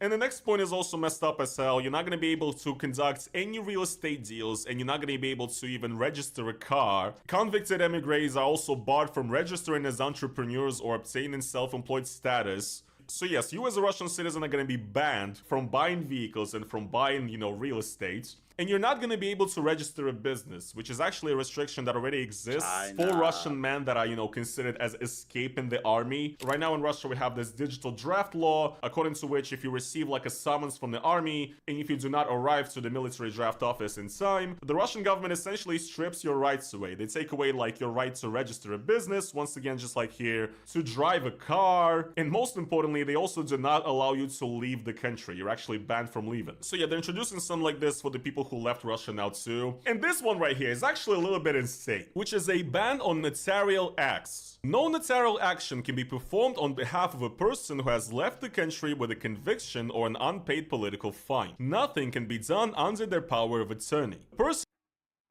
So, you can't buy a house, land, a car, get married, get your birth certificate, passport, and anything really. You're fucked. Person is unable, either personally or through a representative, to sell an apartment, accept an inheritance, grant power of attorney to a relative, or sign any documents. And I mean, this one right here, it's like, once again, you're just taking away the most basic rights from your citizens. The Russian Constitution, once again, you know, one of the greatest fictional books of all time, they do not care anymore. They're just straight up making second-class citizens. And yes, now a person who has been convicted is not even going to be able to use their power of attorney for anything to represent themselves in Russia, which means that you really cannot do anything anymore. You cannot even defend yourself in court, really. And a lot of lawyers, actually, who deal with, like, Russian political emigres and so on with these kind of convictions, even a lot of these lawyers are shocked right now, because before, when the Russian government considered the person a felon, you know, especially a felon for criticizing the government, let's say, you would still actually have the opportunity to do some things. Like, yes, you could not go in and get a new passport, but you could still do things in Russia and, like, represent yourself with this power of attorney. And now they're taking that away from people, so the people cannot do absolutely anything. Great success! The Russians who left are also not gonna have any more access to Gosuslugi, which is Russia's key government services portal, meaning that the person cannot, for example, file an application or request an official certificate. Which is, once again, something you might say doesn't seem that important. You know, you left Russia, your life is no longer connected to Russia, but that's not how it works, actually, because once again, in Europe, in the West, in pretty much any country in the world, probably, in order to renew your residency, to apply for a new one, you know, new documents, you usually need to provide these documents, these certificates that have to be issued by your own country of origin, so Russia. And once again, if before, for example, as far as I understand in Europe, when applying for residency, even if you have like a kind of a felony for criticizing the government, you can basically say that this felony is nonsense, you know, it's a law that is just created to punish dissent and free speech, basically. People can still get it, right? But at least you were actually able to get the certificate that says you have a felony. Now you're actually not even going to be able to do that. It is incredible. And we saved the best for last, right? This right here is pretty much the worst part for Russians that left. Consular services are also now going to be off limits. Part of the amendments refers to Russia's consular statutes. Among other things, emigres with fines or convictions on the political... There was this fucking movie back in the day. The dude went to like the United States of America, and his fictional country like had a coup and it stopped existing, so he lost his citizenship and he couldn't leave the airport. It was like a whole shit show about around that. This is essentially the same. Like, being stateless abroad, you cannot get anything done. You can't even return to Russia at that point. It's insane. Like, I mean, but, you know, that's what happens. I mean, they left the country. They knew what they were doing. If they're not retarded, which I know, tough call for a Russian, but if they're not retarded, they knew shit like this is going to happen. They were fully aware of that. Political articles face the following bans. No new foreign travel passports. No marriage registration or name changes at Russian consulates. No certification of transactions, wills, or powers of attorney. So Russia is pretty much denying access to Russian consulates for Russian citizens, and is saying that we're not going to certify any of your documents, which is something that, once again, you also need when you move to another country, when you want to get residency. And most importantly, you're not going to be able to get a new foreign passport. And your passport, right, that's the main document you use to identify yourself as an immigrant. You know, myself, for example, even though I have residency here in Portugal, my Russian passport is still considered as my main document. I mean, it's my citizenship. It makes sense, right? So this basically makes it so that people who left Russia and who, let's say, are criticizing the government, the passport only lasts for 5 or 10 years, right? And eventually any passport will run out. So what they're doing here is that they're essentially making it so that the people who are outspoken are not going to be able to get a new passport in the consulate, which essentially makes them pretty much stateless. They now no longer have a travel document documents to identify themselves with and, to have their documents processed in Europe, in, America, whatever the country. And this right here, it's pretty bad. And once again, pretty much any Russian, especially those who are outspoken, they're in a lot of trouble right now. And, a lot of people I imagine right now are probably trying to get a new passport for themselves while it's still possible, right? But this law has actually already been passed by the government, so they're already gonna start doing this, starting now. So yeah, things are looking pretty bad. And yes, this law is going to affect a lot of people. I mean, it possibly can affect myself as well. I personally do not actually have any issues with the Russian law from what I can tell. They're just deported to the front line in Ukraine. Just meet. So far, right? And last year I've actually been able to get a new passport here in Portugal for another 10 years, so I do have a passport that is gonna be valid for a while, like 8 more years or something, but 8 years is a long time. A lot of things could happen during these 8 years, so who knows, right? But it's just not a great thing to have hanging over your head, right? So a lot of people, when they have the choice if they're gonna risk it or not, they're probably just not gonna risk it, because nobody wants to become stateless and have insane issues with their immigration. Because once again, like I said, immigration to the West, to Europe, let's say, as a Russian, is far from a piece of cake, okay? And like I already said, there's a lot of interesting discrepancies where the West likes to say that we welcome Russians who, are speaking out against their government, but at the same time, if you do speak out against your government, that gets you a criminal case that then could lead you to actually, having issues with your residency and being deported from the country for being a criminal because you committed the terrible crime of criticizing Vladimir Putin and, the whatever Western country you live in cannot handle that, and these cases happen, by the way. I've made a video as well a long time on my channel how Russians who live in the West are actually having issues and cannot speak out a lot of the times because of this. So, but yeah, like I said, I'm pretty much okay for now, but there are no guarantees, anything could happen in Russia, so who knows, pretty much any Russian who left Russia right now could be in possible trouble because of this law. And yeah, what can I say? Honestly, as a Russian who lives in Europe, my situation is very stressful. I know it's better than literally being drafted into the front line right now. I definitely know that I'm in a better position than the people who are being literally bombed in Ukraine, right? But it's still pretty stressful because your own country is trying to, destroy you. And then the requirements to stay in Europe, they're pretty high. I am, for example, here in Europe and Portugal on the digital nomad visa, and it actually has pretty strict requirements on income that actually only keep going up. And recently, for example, I realized that I, according to the Portuguese law, have to be making 5.5k a month.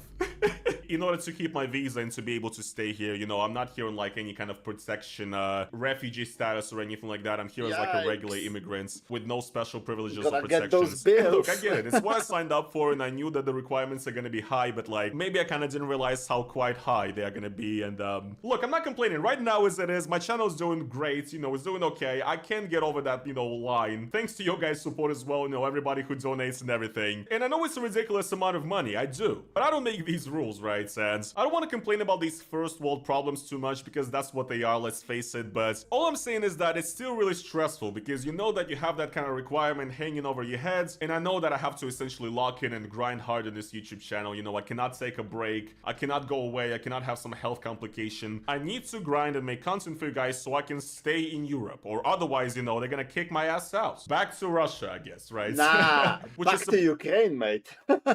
Place that I really do not Even want to go better. right now. So it is just very stressful, and once again, to know that the only thing that holds you from, being back in Russia is just your income. So you have to grind. And look, I'm also Yeah, like a it'd be complete like idiot too, because the start of these videos I say that sponsors do not like political content about Russia. It's true. A lot of the sponsors reject me because they literally say that my channel is too controversial, and the topics.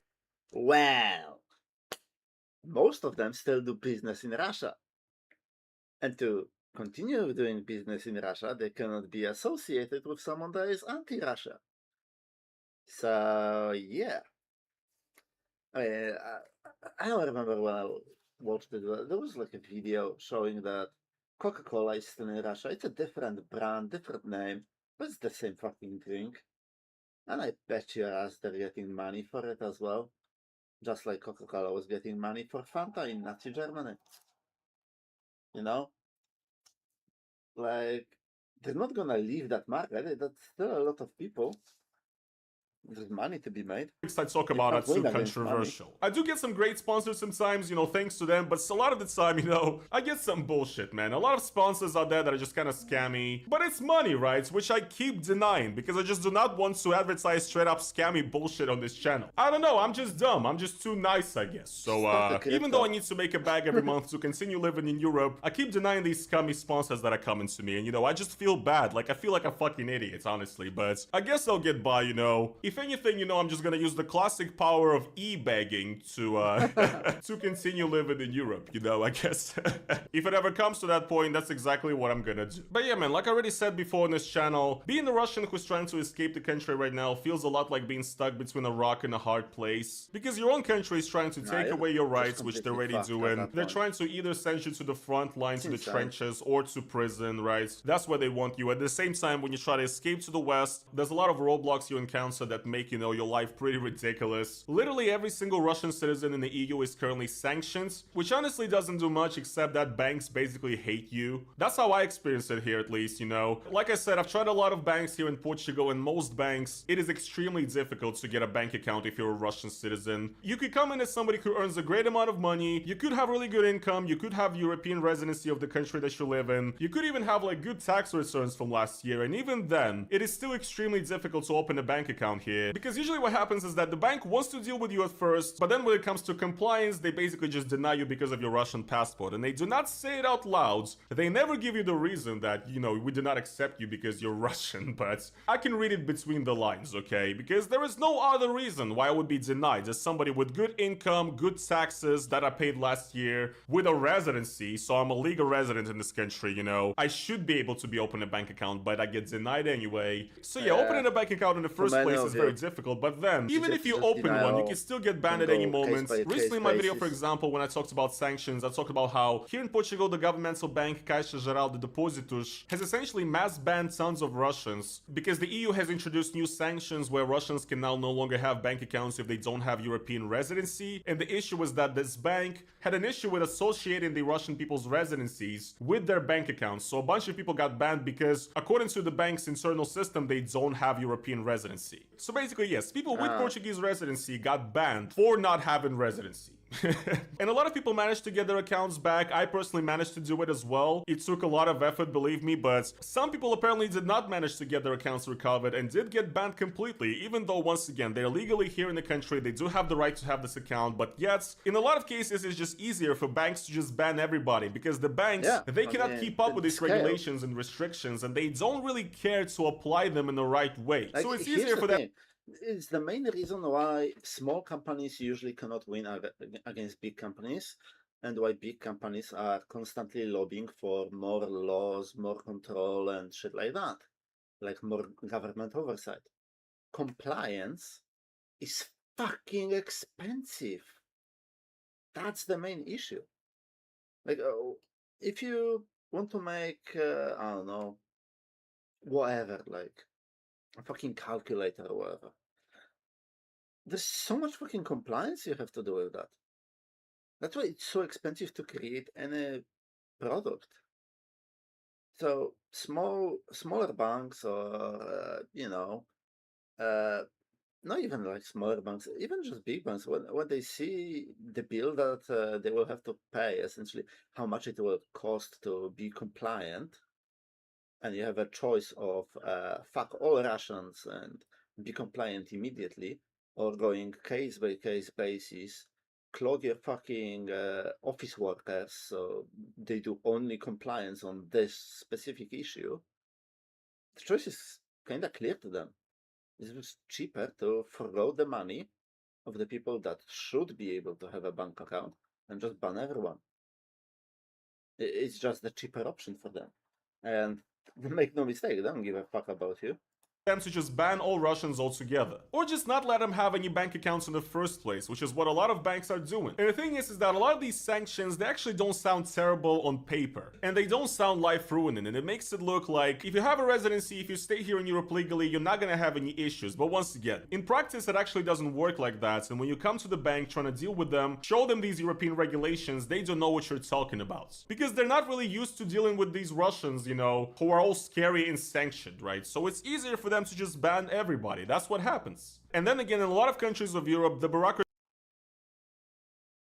It's not that they can't. It's just too expensive.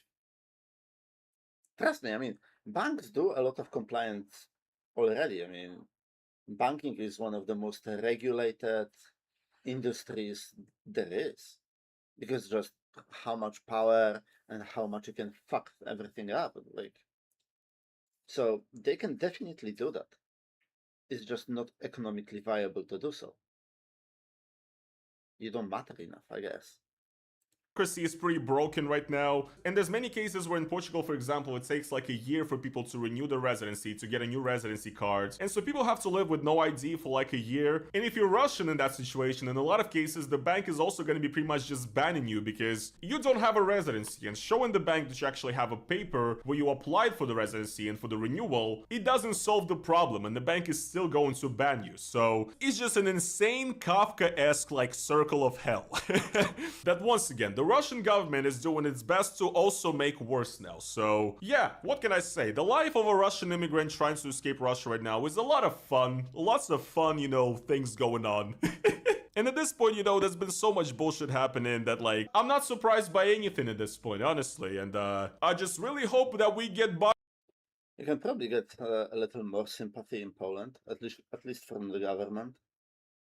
From the people, yeah, not so much. Everyone will be extremely racist towards you. So yeah. Somehow, I don't know how, but I hope we do. Keep hope alive, keep the faith, and I hope that, you know, maybe I will make it. And, you know, maybe my fellow Russians who also escaped Russia will also make it. Let's see, hopefully. But I don't know if, you know, that's actually gonna happen. That being said, guys, I guess that is gonna be pretty much it for today's video, though. If you guys enjoyed it, please make sure to slap the like button on it. And once again, as always, if you want to support me and like what I do in this channel, go over to the link down in the description, become a YouTube channel member, or support me and buy me a coffee. It helps me not get deported from the European Union, I guess. I don't know. And yeah, I mean, if you get deported, that's content as well. At least for a short while before you cross the event horizon and enter Russia, then you're fucking gone forever. Well, thank you so much for watching this video, and I will see you guys in the next one. Peace. Alright. And appreciate. So, I got a thing. Let me see. What the fuck is it?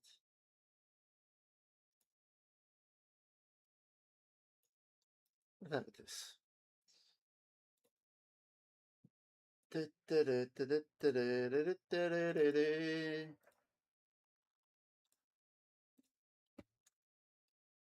So I found I was looking for the vote, I already did that shit, and I found just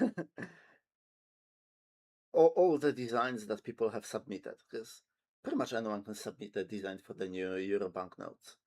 And some of them are decent, they're good, they look like money, they look nice, cool. But I have this.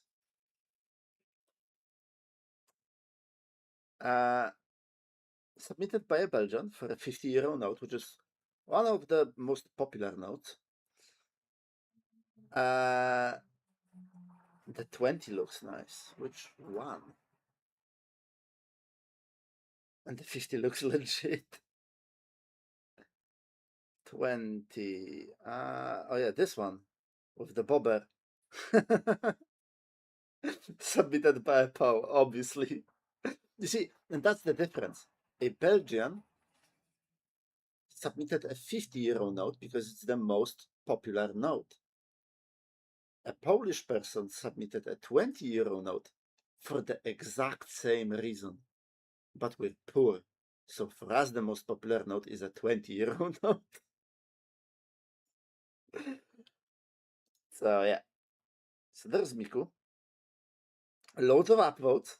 I mean, it's on first page. But there's also a $100 note. Oh, I screwed it up. Give me a sec.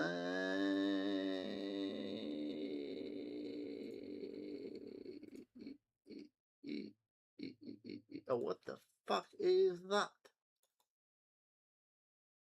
No, no, bad. Bad. Fuck off. What's the fucking... Okay, remove. What the fuck? Why not just delete? A normal person. Window, capture hole. Okay.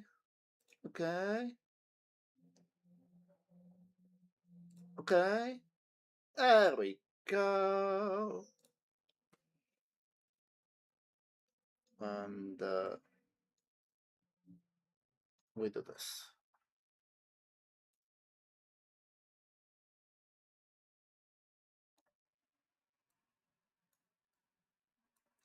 Boom. Move it.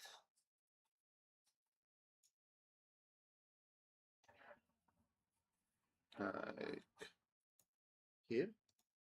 Perfect. So, of course, the schizo banknote comes from Germany. So we have that. Let's try to make like a lineup of good banknotes. So we have 100, we have a 50. Yeah, it's the Starry Night. That is good. There's like a whole bunch of like Van Gogh, actually. What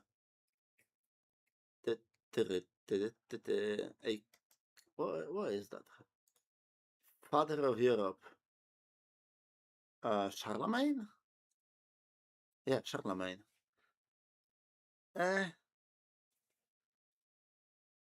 Father of parts of Europe, honestly.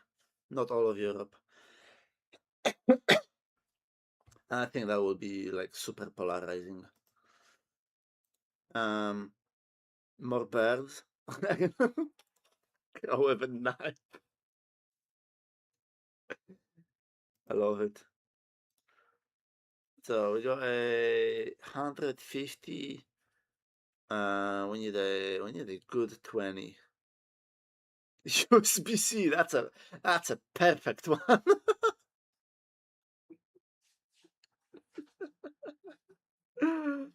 Oh man, there should be like Tim Cook, the Apple CEO, crying in the background or on the other side of the banknote. That's a UK crown and EU banknote. Oh yeah, that's right. That's bad because they're not part of the EU anymore. That's correct. Fuck, you're right. Routing from Polandia. Oh shit. There you go. I love it. The design is easy to tell apart. Yes, definitely. Yeah, I like the USB-C.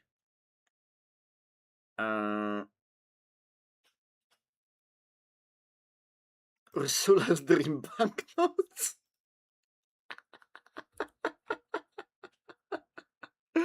Oh man.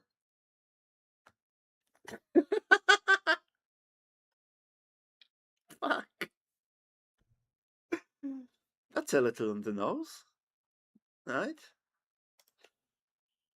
Let me reset that. Maybe get a little zoomed in. There you go, a Starry Night with some tripped out cats. Where's that from? Doesn't say. Average rating 340 out of 5.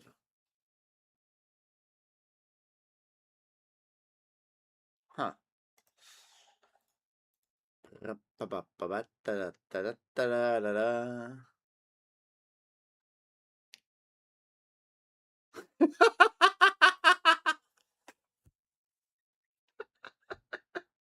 Not cheated.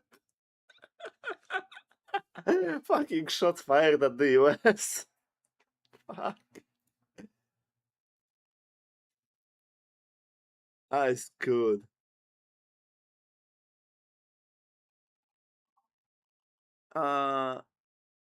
What do you want to pay at a strip club? Who the fuck is that?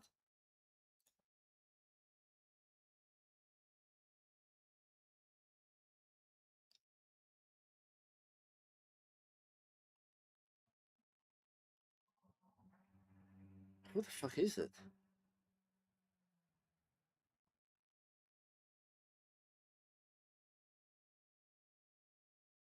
Isn't it like a...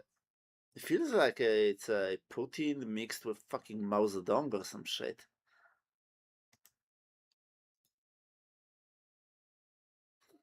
Johnny Sins. He's American though, so no.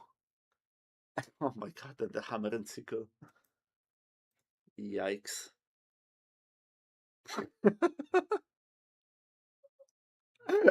Conditioning.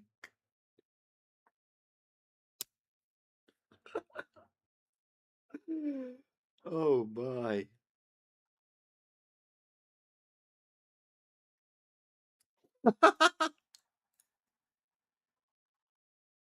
The near future of Europe.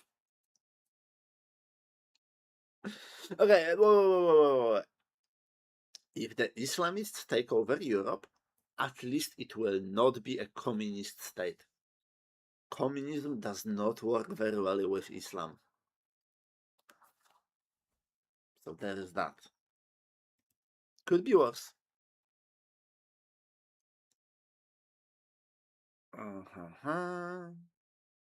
Karl Marx, yeah, sure. Balkanis. European values, that's a shit show of a banknote, mate. The new Europeans.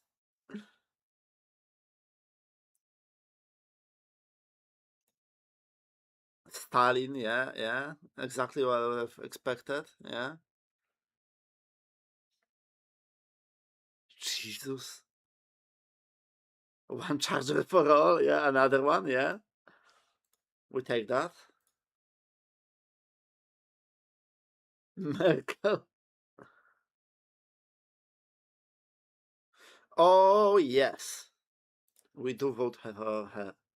I remember where was it? She was like some singer or whatever.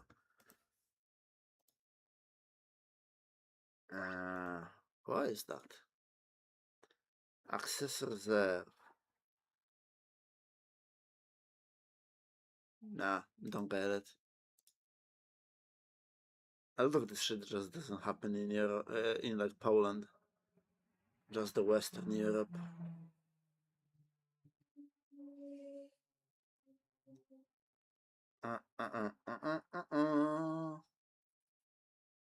We'll keep you occupied.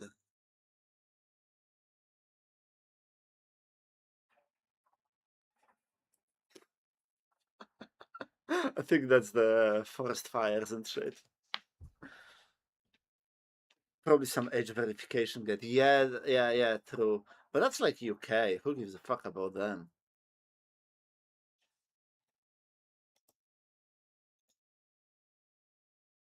Or is the rest of Europe also having the same issue? Tapestry of culture. Yeah, another one of those. Easy. Whatever. Black shirts. Fuck. EU is pushing it too. Oh my god, fuck. Yeah, well, that's the problem. Everyone wants more control. And if they see one country where it, succeeds, everyone's starting to push the same shit. Suddenly it's permissible, Malta, I don't care. Els recht. Another Merkel. Oh, this fucking retard. Oh my god, I don't remember what he was called. Holy shit, but he is a proper retard. Some Belgian cock that had no idea what he's doing. 66 CO2.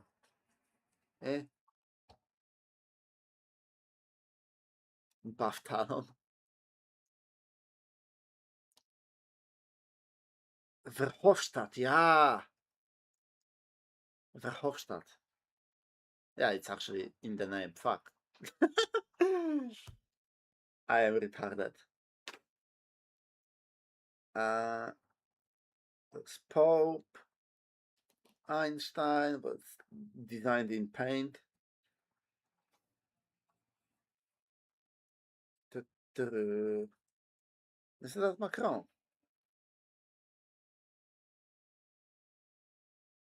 Probably not. I'm just stupid. Is it? What does that say?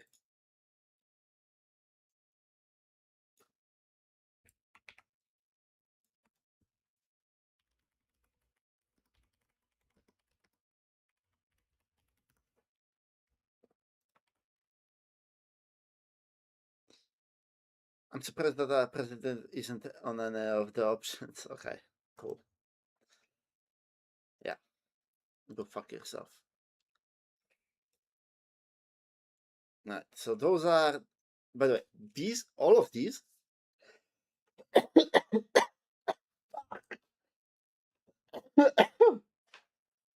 Oh man, excuse me. All of these are the top rated ones. I like the patent ones. Yeah, they look like money. Even the 10. I think the 10 is the best. Honestly, that's a little on the nose. That's a 10 out of 10. She's a 10. So, you know. Yeah, these are all good. And they look like money. I like the way they're merged into the left blank area where the number is. Yeah, 100%. I like those. And it's it's a nice shade of blue. That's a nice orange. The 5 is a dog shit green, but you know, it's a given. It's a 5-year pool. You know, this is just how it works.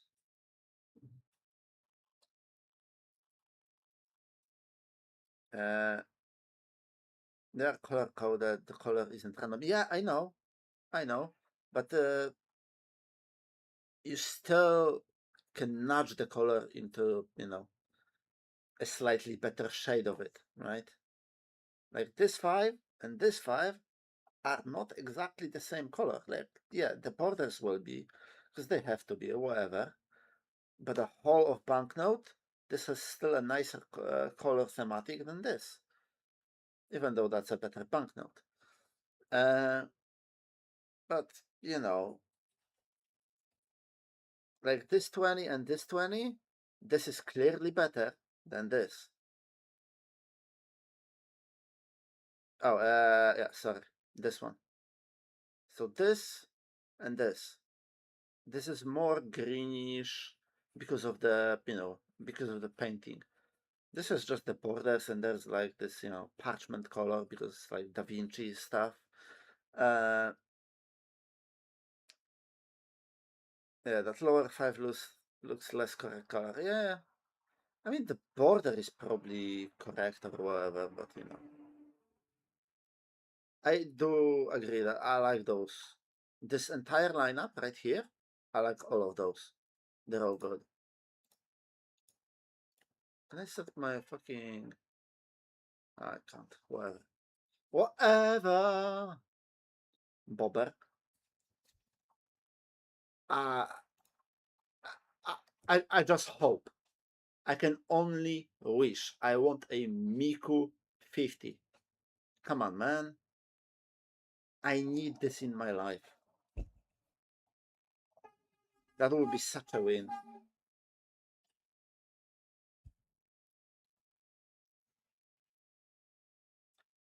And it has almost perfect rating. Oh man. Only 11 downvotes. It's not gonna happen, but one can only wish. A water bottle? Oh, yeah, it's not just a water bottle. It's a water bottle with this attached cap. That would be the biggest licensing deal in history. I'm not sure if you have to license Miku. You might have to. because Japan. But I've seen it on so much shit at this point.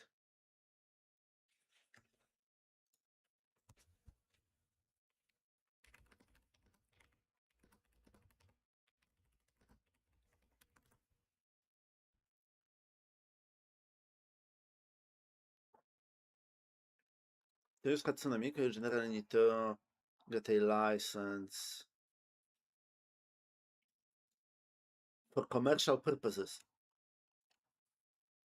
Is that a commercial purpose? I would say it's no. It facilitates commercial stuff because it's money. It facilitates, businesses, but it's not commercial itself. You don't sell money.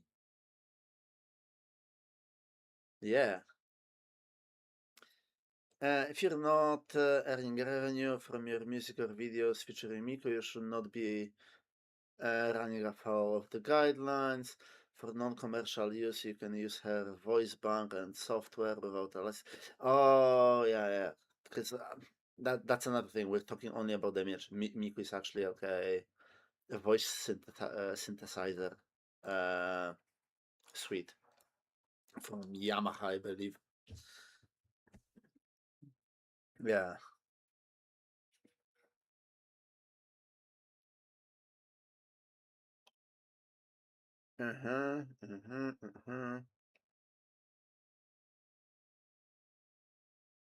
Yeah. And it told me it's Creative Commons, same thing. Okay. Makes sense.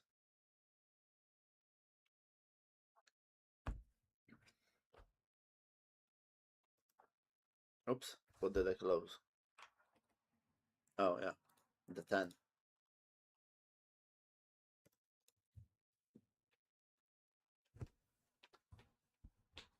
The slap.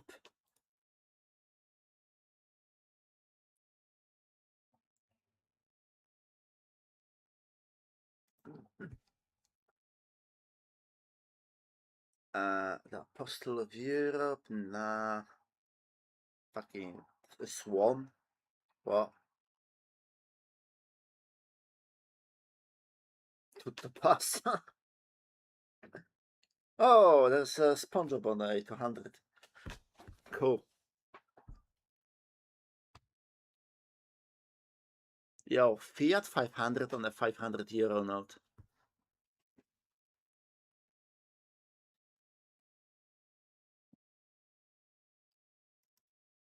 No way. Vlad the Impaler. Protector of the Balkans. Honestly, I'm for it. Yeah, sure. Go for it. Why you do this? You dumb fuck. UK doesn't even exist.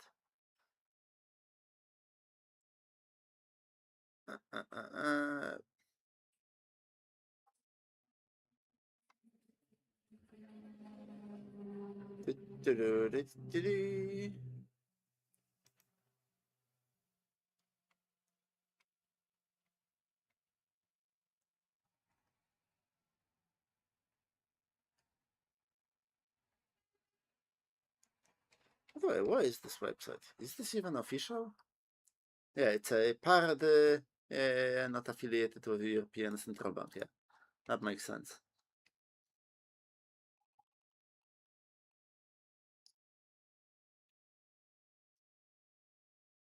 Like, compare these to the official stuff. I misspelled it. Should still find it. There we go. The designs. Future notes. Design contest. Themes and motifs. Oh, that's why there were so many fucking birds. Because it's either European culture, it has to be either European culture or a rivers and birds. That's why you had all those fucking bridges, birds, and all that shit. No, I want European culture, especially at times like that when European culture is being sort of extinguished. It's popping up back again, but you know, I think we should be voting for European culture 100%. Like, I would rather not even vote for like Polish culture. Fuck that. Like, if there are no banknotes that represent Polish culture, I'm fine with it. I will still vote for like French or whoever the fuck culture rather than a bunch of birds and rivers. I don't care about rivers and birds.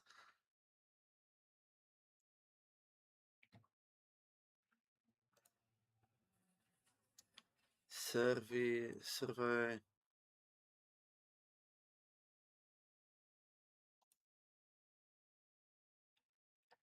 Contest jury.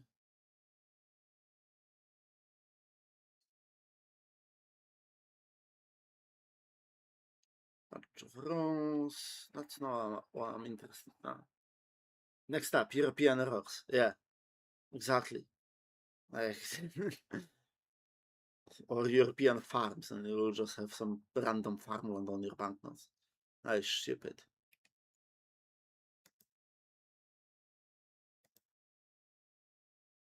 Yeah, that would be great. Imagine an American coming to Europe and he has to pay away with a 20 for anything, and he sees that shit.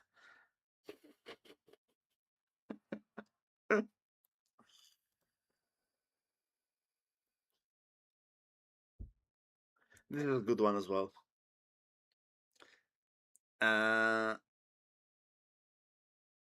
surprised there wasn't a tractor strike banknote.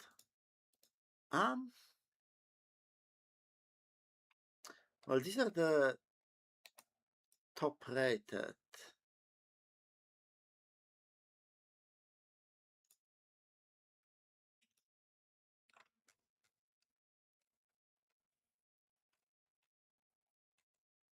Have I seen all of it? I might have seen all of it.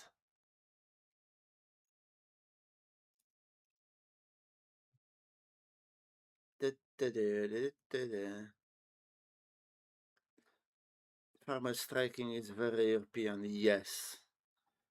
Especially recently. Of course there is one.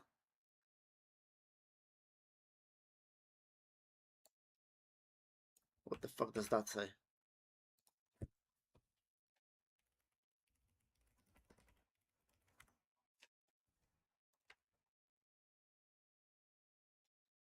Farmers, the lifeblood of the EU. Yep, there we fucking go.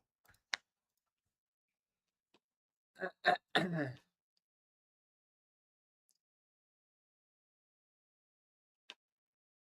had to be one, honestly. See if we can find more.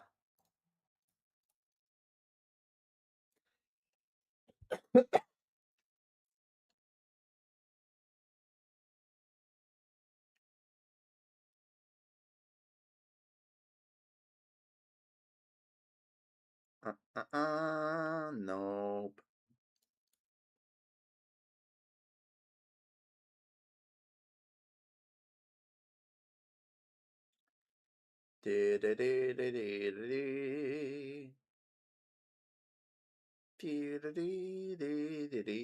Nope. Wait, was there a second? No. How about the 10? 10 with a T-Rex.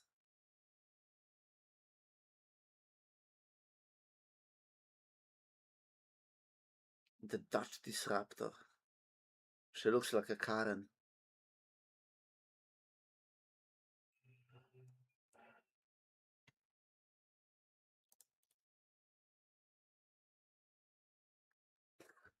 It's just a fucking pigeon on a 5 note. Fucking Skyrat.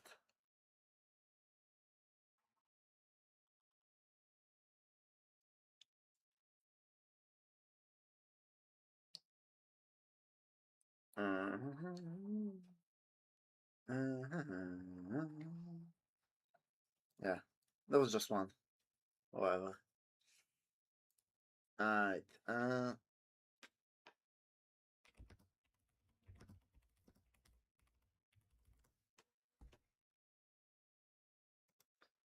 There's the design proposals. Pigeon with a flag in the beak would be even better. Yeah.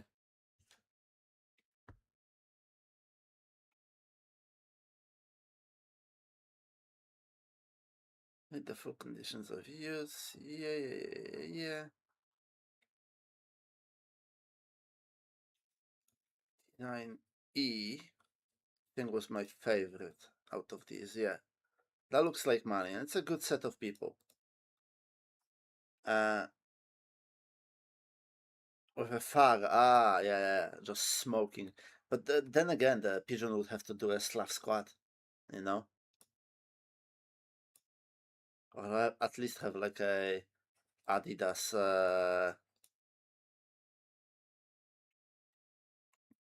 trainers and, you know, tracksuit. So yeah, this is hot garbage. Absolute hot garbage. Like, what the fuck is this shit? Shite. Birds, I don't care. The buildings are nice. These are like important buildings, which I believe this is. I know this one. I have no fucking idea what that is.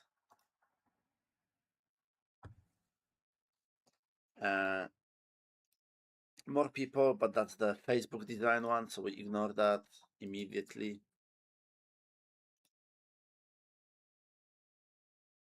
Vertical notes. I don't know how I feel about vertical notes, honestly. I think I'm like a little indifferent to it. But then again, it's birds, so I wouldn't give a fuck anyway.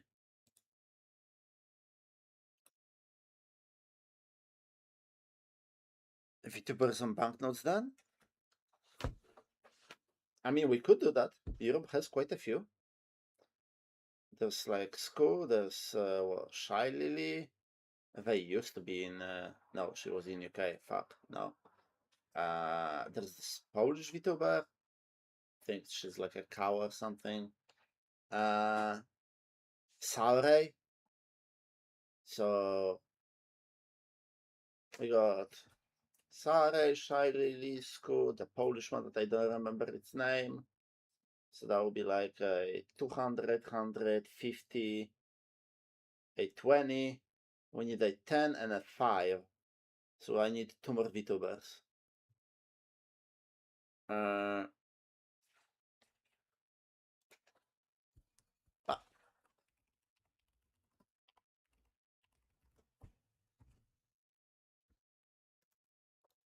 Who else is there? Who the fuck are these people? Now that's some trash. Holo list, I don't care.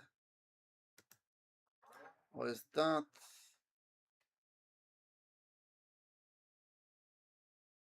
Those are some no names.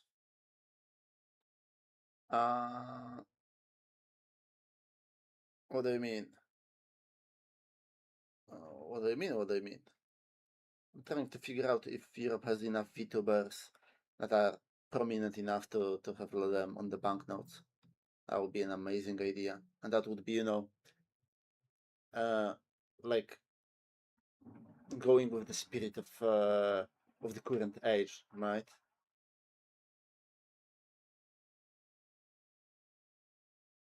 I think I know her.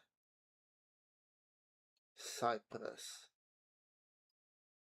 Okay, so we need one more. United Kingdom doesn't count. Yeah, there's Shy Lily. You know what? Fuck it. No. We have Sore, French, Shy Lily, German, living in Netherlands. It's actually odd. A lot of Germans like go to live in Netherlands, probably for the taxes, because it's the content creators. Yeah, Sore, French, Shy Lily, German, Psko is Hungarian, living in Austria. The Polish one is, well, Polish and living in Poland. It's also a more free society. Yeah, yeah, I guess. And then there is this one, and as the last VTuber, we just put on a pixel, opening a load box and screaming. I think that would be perfect. So yeah, we have enough. Yeah, the birds, I'm not convinced. Was? Yeah. Gold, gold, gold, gold. Yeah, on a pixel would be the the best. Yeah, this is my favorite. That looks like money.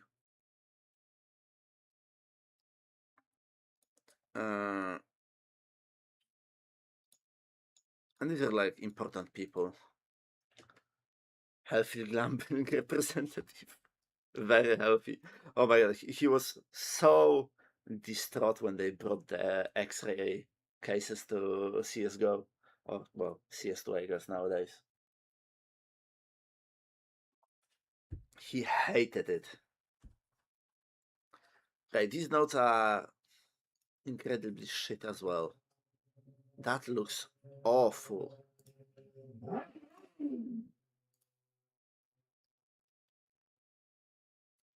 Valve is making all the skins super cheap. Yes, good. I mean, that shit has been running for far too long, honestly.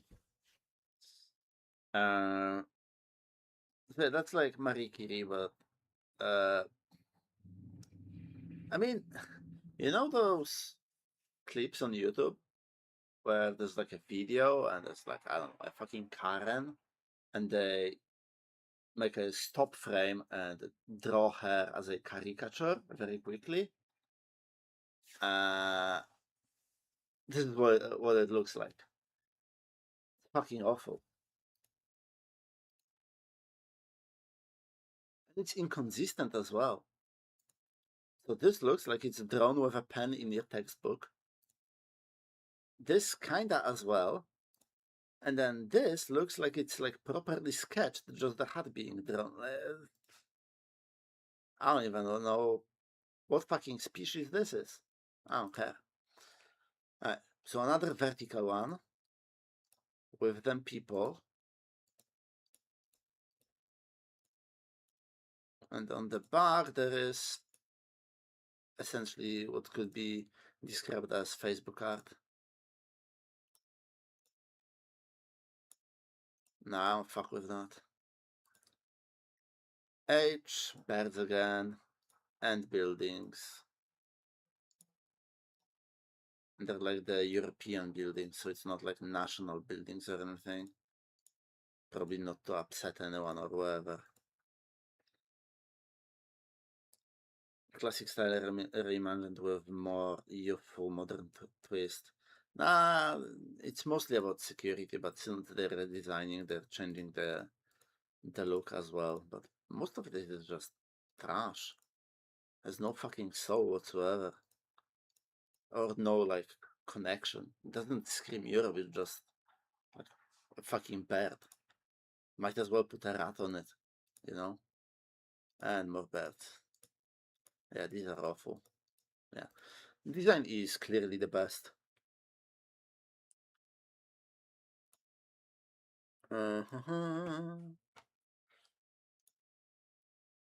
There's the survey.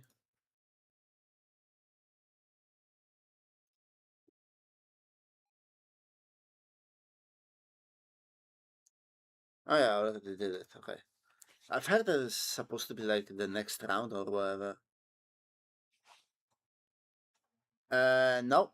I am kind of indifferent whether it's vertical or horizontal, honestly. I mean, this is my favorite design out of all of these. This looks like real money. It has all the European like important people on it from our past.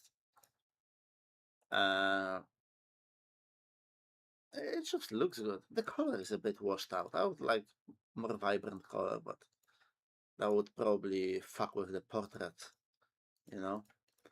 All the other designs are kind of shit.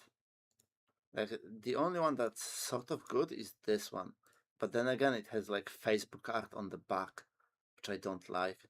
This bullshit corporate sort of style. I don't fuck with that.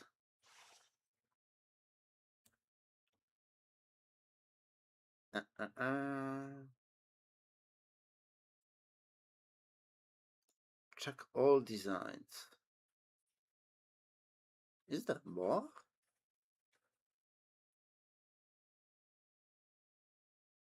No, there isn't. Okay, that's all of it. I want to have a vertical wallet for vertical. My dude, are you fucking retarded?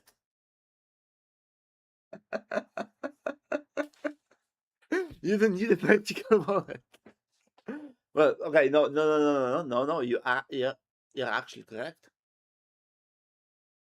Some people have OCD, and we are inclusive here. So they would have to either have their wallet, like just turn it around and have the wallet vertical in their pockets at all times, or buy a specialized vertical wallet. Like imagine a wallet that you usually like open it and you can, there's like this shallow pocket for the banknotes. Imagine that, but instead of like turning it around, it's just the same design with a really deep pocket for the entire banknote, and you have to slide it in vertically, and it gets stuck every single fucking time. Business idea, wallet for vertical money, man. That shit would probably sell in America. Someone would probably buy it. A vertical wallet. And there's like a bunch of articles. I don't give a fuck about that, man.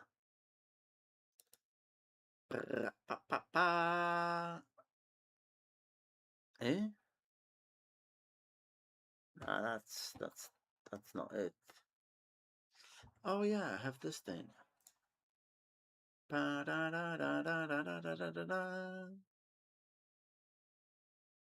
What is that? Is it this? This? That doesn't work? What?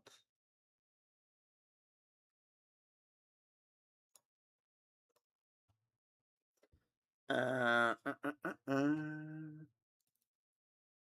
try that again. There we go.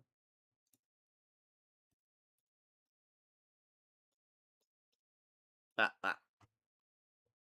did it disappear? There we go.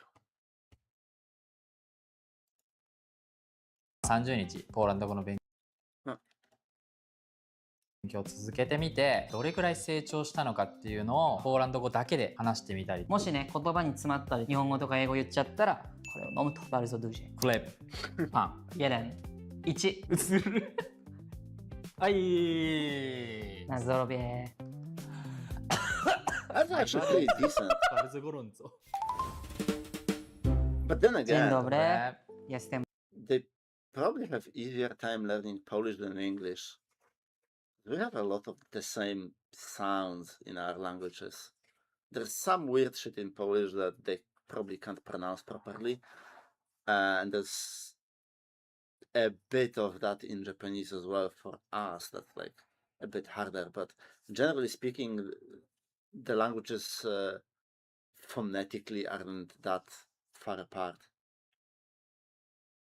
ことYeah, シス they テム have a 数 good set 今日 of はですね phonetics. 僕たちがポーランドで住み始めて30日ぐらい経ったんですね。30日ポーランド語の勉強を続けてみてどれくらい成長したのかっていうのをポーランド語だけで話してみたりとか、ポーランドといえばねウォッカもありますんで、これを飲みながらどれぐらいねポーランド人に僕らがなれるのかなみたいなそんなノリでちょっと進捗を話していこうと思います。じゃあまずポーランド語始めた理由なんですけど、ナルさんがポーランドに移住してきたっていうのが大きなきっかけで、僕たちがこれから寿司レストランを一緒にやるんで、これはいい機会だということでやると。せっかくやるんなら一緒に始めた方がお互いね、いい意味で刺激し合えるんで、同時にポーランド語の勉強を始めたっていう感じですね。僕はお寿司屋さんを作ろうと思って。Problem for them is the sheer amount of different syllables possible. Yeah. The thing about Japanese is most words sound or are constructed in such a way that they're very similar. How are on, chi, un, o, ni, u, sh, j, and j pronounced? Well, exactly like this. The first one is on, it's a nasal one. Then there is ki, un, w, which is like very similar to English W. Ni. The O with a streak above it is with the accent is U, which is very similar to our U as well. It's pronounced almost the same. Then there is shi, ji, and zh. It's a common problem for Asian countries. で、そこでいろんなことを話したいんですよね。ただ作って食べてもらうだけじゃなくて、寿司っていろんな歴史とか文化、日本のいろんないいところが詰まってたりとかするところなので、目の前でお寿司を作ってそれについて説明しながらとか、日本の文化はこういうところがあってとか、そういうのをできるようにって考えた時に、やっぱり英語だけじゃなくてポーランド語でできた方がお客さんにもきっとより伝わりやすいし、喜んでもらえるかなと思っているので、店が開くまでね、どれぐらい勉強できるかわかんないんですけど、とにかくやってみようって言って始めたって感じですね。勉強してみて1ヶ月率直にどうですか？実際に勉強してる内容が使えるのは全然ないよね。難しいよね。その覚えたことが実際の場で使えるっていうのは結構難しい。緊張するし、考えてる間に忘れちゃうし。でもthat's the problem that a lot of people have that learn a foreign language. They try to memorize stuff. If you like memorize sentences, and that's how they taught me English at school.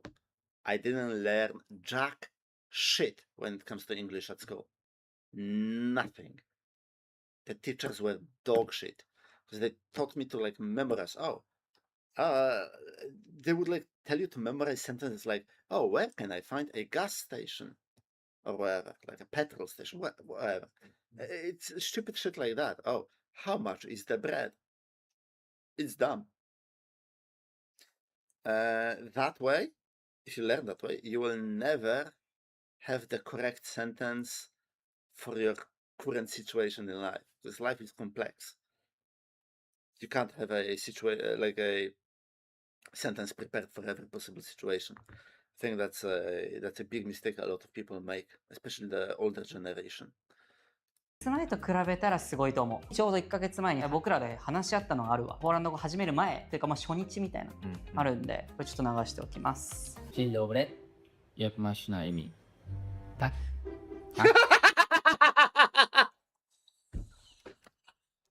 No.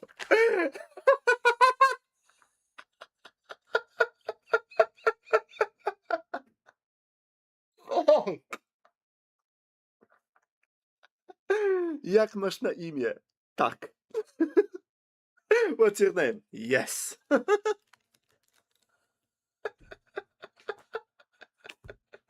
Oh, it's already hysterical. Tak, tak. Tak. Jak masz na imię? Jestem Japon. Nie. Jestem obóz. Nie. What?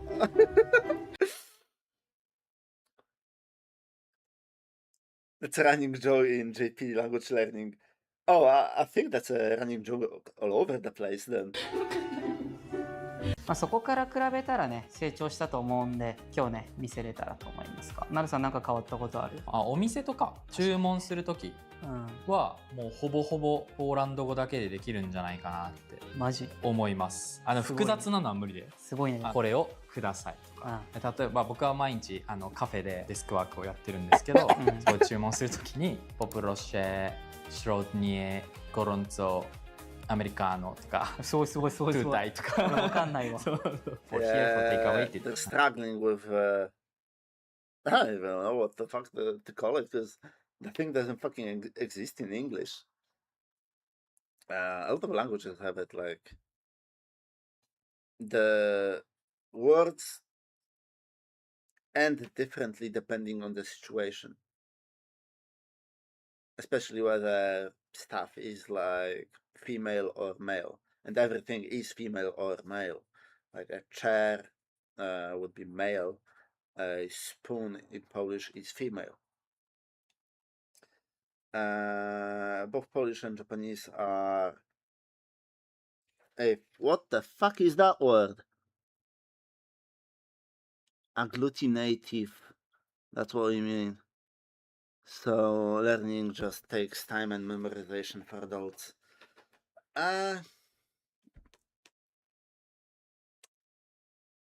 Yeah, I guess we get it easier because I learned English and I'm learning Norwegian. Well, I sort of stopped now, but I used to, and I'm probably going back soon. And they're all like Anglo-Saxon languages, or like Germanic languages, I guess. So they're all sort of similar in how they work, and their structure is like very simple for the most part, so it's easier to learn. There's just less stuff, I guess. ポーランド語で聞かれるからなんて言ってるかわかんないんだけど、わかんないね。でもこれはこれを聞いてる。どこでわかるよね。わかるわかるわかる。トゥタイトゥタイって言って「受けるぞ」って言って「カルタ」とか言って払えばいいから。まあジェスチャーも入れたら意外になんとかなるよね。そうだから、話すことに抵抗がなくなったかも。確かに、それが一番。話せるようになったってよりも使ってみることができるようになったぐらいかもね。そうしかも僕らの SNS とかもそうだし、実際に使ってみてもポーランド語で話そうとするとなんか喜んでくれる店員さんとか道端の人とかめっちゃ多いから、なんか怖くないよね、使うのが。確かに確かに。No one learns Polish, so whenever Polish people hear someone even attempt to use Polish, that makes people happy. Because absolutely fucking no one learns this language. It might as well be dead. Even Polish people don't really learn Polish anymore. They just learn enough to get by, and English being the more important language that they will ask you about at pretty much every interview for a job or whatever. It's much harder for the English speakers to learn the endings. Yeah, because their entire logic is different from birth. They were like creating structures in their brain for language. So instead of just replacing them, like replacing words and structures with very similar ones, they have to wrap their head around completely new concepts to them. とよく質問をもらうんですけど、何で勉強してるんですかみたいな。R さんがデュアリンゴだよね。よくある一番有名なんじゃないかな。僕はピンズラーっていうアプリを使ってます。ちょっと有料なんですけど、僕は毎朝起きて30分間お散歩しながら、ピンズラーってその画面見ながらやらなくていいんで、ただ言うみたいな、もう真似をするみたいな感じなんです。今ちょうど僕が Day 26日目か27日目が終わったんで、ちょうど1ヶ月経たないくらい。なんか具体的にはどんな文章を言ったり？だってなんだっけな。勉強してる？本当に。してる。こうなるんですよ。いざってなると思い浮かばない。ミシュレジェベンデプラツォバチ。全然わかんない。みたいな。I think I'm gonna work かな？多分。What? ミシュレジェベン。いざってなると思い浮かばない。ミシュレジェベンデプラツォバチ。全然わかんない。みたいな。I think I'm gonna work かな？多分。でも僕はわかんないですね、僕。 Not exactly. これはもうひたすらもう毎日必ずデュオリンゴをやる。大体どれくらいなの？最低1レッスンやる。早い時はもう3分とか5分で終わるし、今日は気分いいなって時は2レッスン3レッスンやるみたいな。毎日5から10分15分くらいかなでやっすごいね。てて、口に出すこともあるけどクイズみたいな感じで穴埋め問題があったりとか、常に文字を読んでるからなんか読めるようにはなったかも。俺全く読めない。逆に全然違うやり方やってるの面白いね。そうだから街にある看板とかもなんとなく読める、それっぽく。発音とかもなんかポーランド人の人に言っても「お、なんかプロナンシエーションはめっちゃいいね」みたいな言われるけど、でもボキャブラリーは別に増えてる感じはしないかな。まあ1ヶ月だからね、今のところは。と Yeah, にかく for やって the る。 vocabulary to では increase, you just have to use it. Because it's just brute memorization at that point. And the more you use it, the easier it is to actually remember the words, especially the commonly used words. So yeah, you just have to talk to people, like find someone who's willing to, suffer through and just talk to you exclusively in Polish, just refuse to talk to you in any other language, and that's it.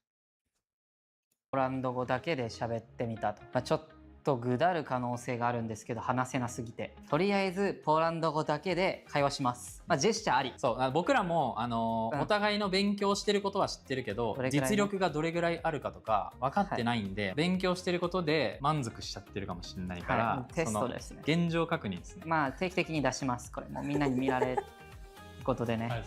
そう片方だけサボってるなってバレるんで。サボってそうね。でもね、強制力があるから。だからみんながね、コメントとかしてくれるのはめちゃくちゃいい意味で強制力があります。で、もしね言葉に詰まったりとか日本語とか英語言っちゃったら冷た。With this kind of with the types of languages, you gotta memorize enough words to at some point learn the pattern of how it works. Yeah. And then you can wing it. Yeah. And then as soon as you can wing it, then you can learn gradually and iteratively by just speaking to people. They will sometimes correct you, sometimes you will like listen to them and you realize, oh, this like with time you will get the sense of you hear a sentence when you speak it aloud or whatever, and it just doesn't sound right. Because you've heard tons of people say the same sentence and they say it differently. And that's where you can sort of start speaking naturally. いただくとでかすぎ。これでかいね。ドゥジェ。バルゾドゥジェ。そんな感じでございます。はい。もう1ヶ月なんで多分文章作れないんですよ。ここで会話するとかになってもちょっともうぐだっちゃうんで。1個いるよ俺。1個とかじゃんだから終わっちゃうじゃんだから。いや言わなくて今だね。だからオッケーオッケーオッケーこれからやるから。だから一旦お互い単語をひたすら言い合う。もう知ってる単語何でもいい。で尽きた方が飲みます。はい。めっちゃシンプルだね。はい。じゃあいきますかもう。でもさ適当なこと言っても僕ら気づかないじゃん。なるほどね。そういうこと。穴見つけちゃったんだけど。そしたらコメント欄で教えてもらったらいいんじゃん。ズルしてるやつはね。確かに。審判はそう皆さん。ちょっと次罰ゲームしましょう。はい。はい。できましょうか。はい。じゃあ僕からいきますか。いいよ。いきます。はい。ヤプコ。リンゴ。クレープ。Consonants softly.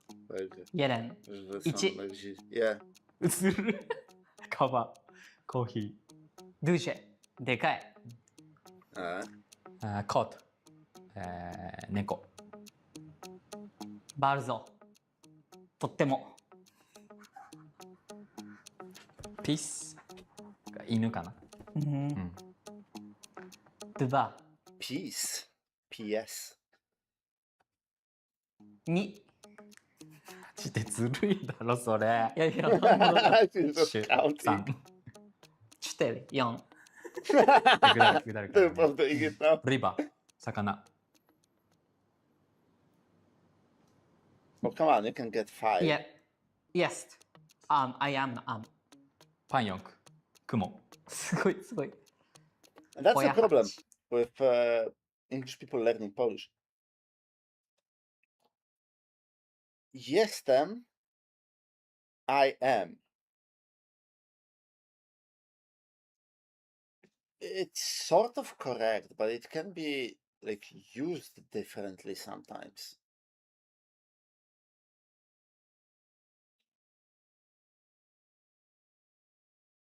I'm trying to think of if you could do that exclusively. Probably not. But that's another thing. Like, it's one word that gets translated into two words. So I think the word I managed to say was probably kurva, and I'm certain I'm going to get absolutely slammed. Nah, it's fine. I mean, it's just it's pretty much the most common curse word in Poland. It's like fuck. No one, like, it's not nice to say it in polite environment, but if you're like, doing a blue collar work, people use that word a lot, pretty much all the time. So no one really cares. No one has that big of a problem with it. Mostly like old people or some fucking Karens and shit. Go. Mężczyzna. A man. そうだね。忘れてたわ。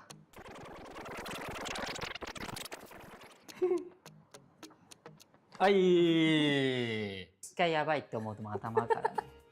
いや、数字はちょっとずるいね。もう言えたけど、数字なしにしよう。なんか飲んでください。いや、きついこれ。ちゃんとこう乾杯してね。ナゾロベ言えたわ。ナゾロベ言えました。Yo, actually. いや、強そう。Props to them. That's a big shot glass. Or they are very small. But I think because shot glasses in Poland have different sizes and they're like standardized. Those are one of the biggest shot glasses you can get. That's like half of a regular glass. Either that or he's like a miniature.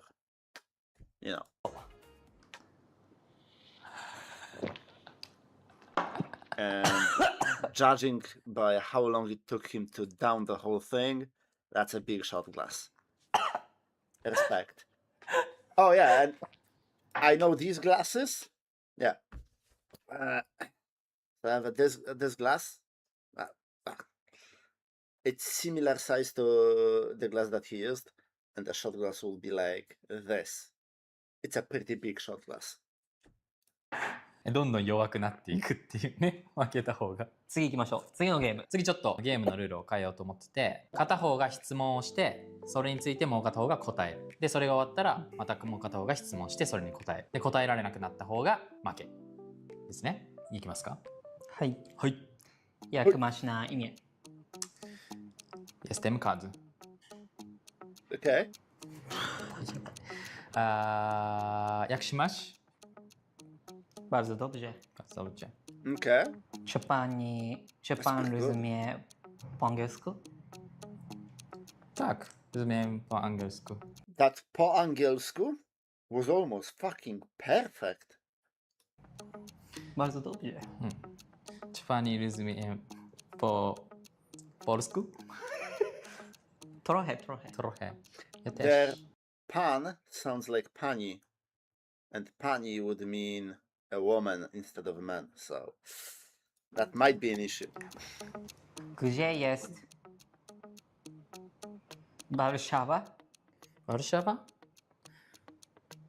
Jest tutaj. Jest tutaj. Jest tutaj. O, naるほどね。Jest 英語の yes。違う。Pan is a word in Great. yeah. Sorry.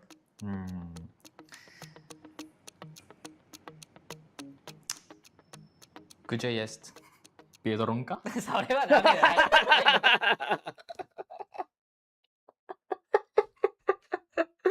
Oh my god. Żabka is next. 100%, man.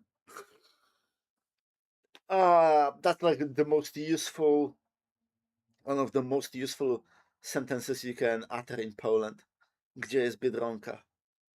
Biedronka is like a supermarket chain in Poland, or like one of the cheapest ones. Oh my god. はい。次。こ Ah, れダメ。it's so good. あるあるあるあるある。絶対ある。めちゃくちゃ寄ってきた。これ気持ち悪いわ。 Like a discount one, yeah. Polskiego? Tak, tak. Tak? That's cheating. That answer. Tak. It was yes.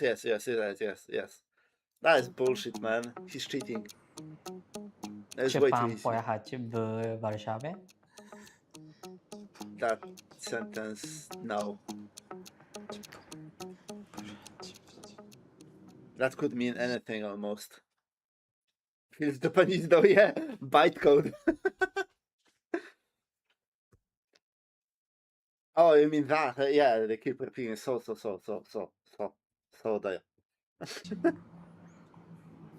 Nazobie. これ俺もう2個はいけない。 Yeah, that's a big shot glass. でもこれ結構美味しいよ。美味しくはないけど飲みやすいね。これは好きですか皆さん。これやっぱ一番いいやつじゃない。おすすめ、みんなのおすすめを知りたい。美味しいウォッカってありますか？怒られるかな。はい、 Oh, 次。 there's ワルシャ plenty ワ行こう。 going. ワルシャワ。 That's a buckshot glass, yeah. 嘘でしょ。うち。クラクフ。ブロッツアップ。 Krakow was perfect. Berlin? Almost. Gdańsk. Not bad. ポズナン。 Gdynia. Hey, Gdynia mentioned. That's where I am. There was a huge summer festival. ザコパネ。 Oh, yeah. We do have that. Białystok. Yikes. Also, Woda, Białystok sounded really Woba. good. Woba. あったかな、ウォーバー。海の方。ある。絶対ある。あるね。町じゃないといけないの？なんでもいいんじゃない。いや、ストリート名はよくない。いや、いいよ。エリア。ワルシャワの中のエリア。ああ、いや、それずるいな。寿司屋。寿司屋やってるから。いや、でもいい。でも行こう。それも一個入れちゃおう。もう何でもいい。ポーランドに知ってること何でもいいよ。That's still pretty good. ポビシレ。ソレッツ。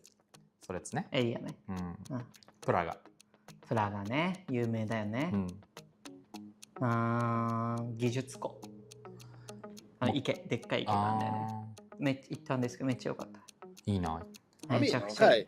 I think they traveled a bit around Poland because they mentioned the cities, but they also mentioned stuff that they've seen in the cities that I don't even fucking know. Like, there's a big pond in Grzybko. Yeah, I kind of know that. And I've been to Grzybko. I've never been to that fucking pond.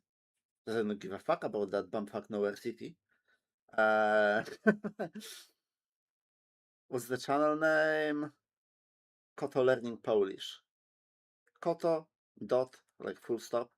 Koto full stop learning full stop Polish. Mokotov. Okay, they're cheating. Because when they said Praga, I assumed they meant the city in Czech Republic. But now he said Mokotów.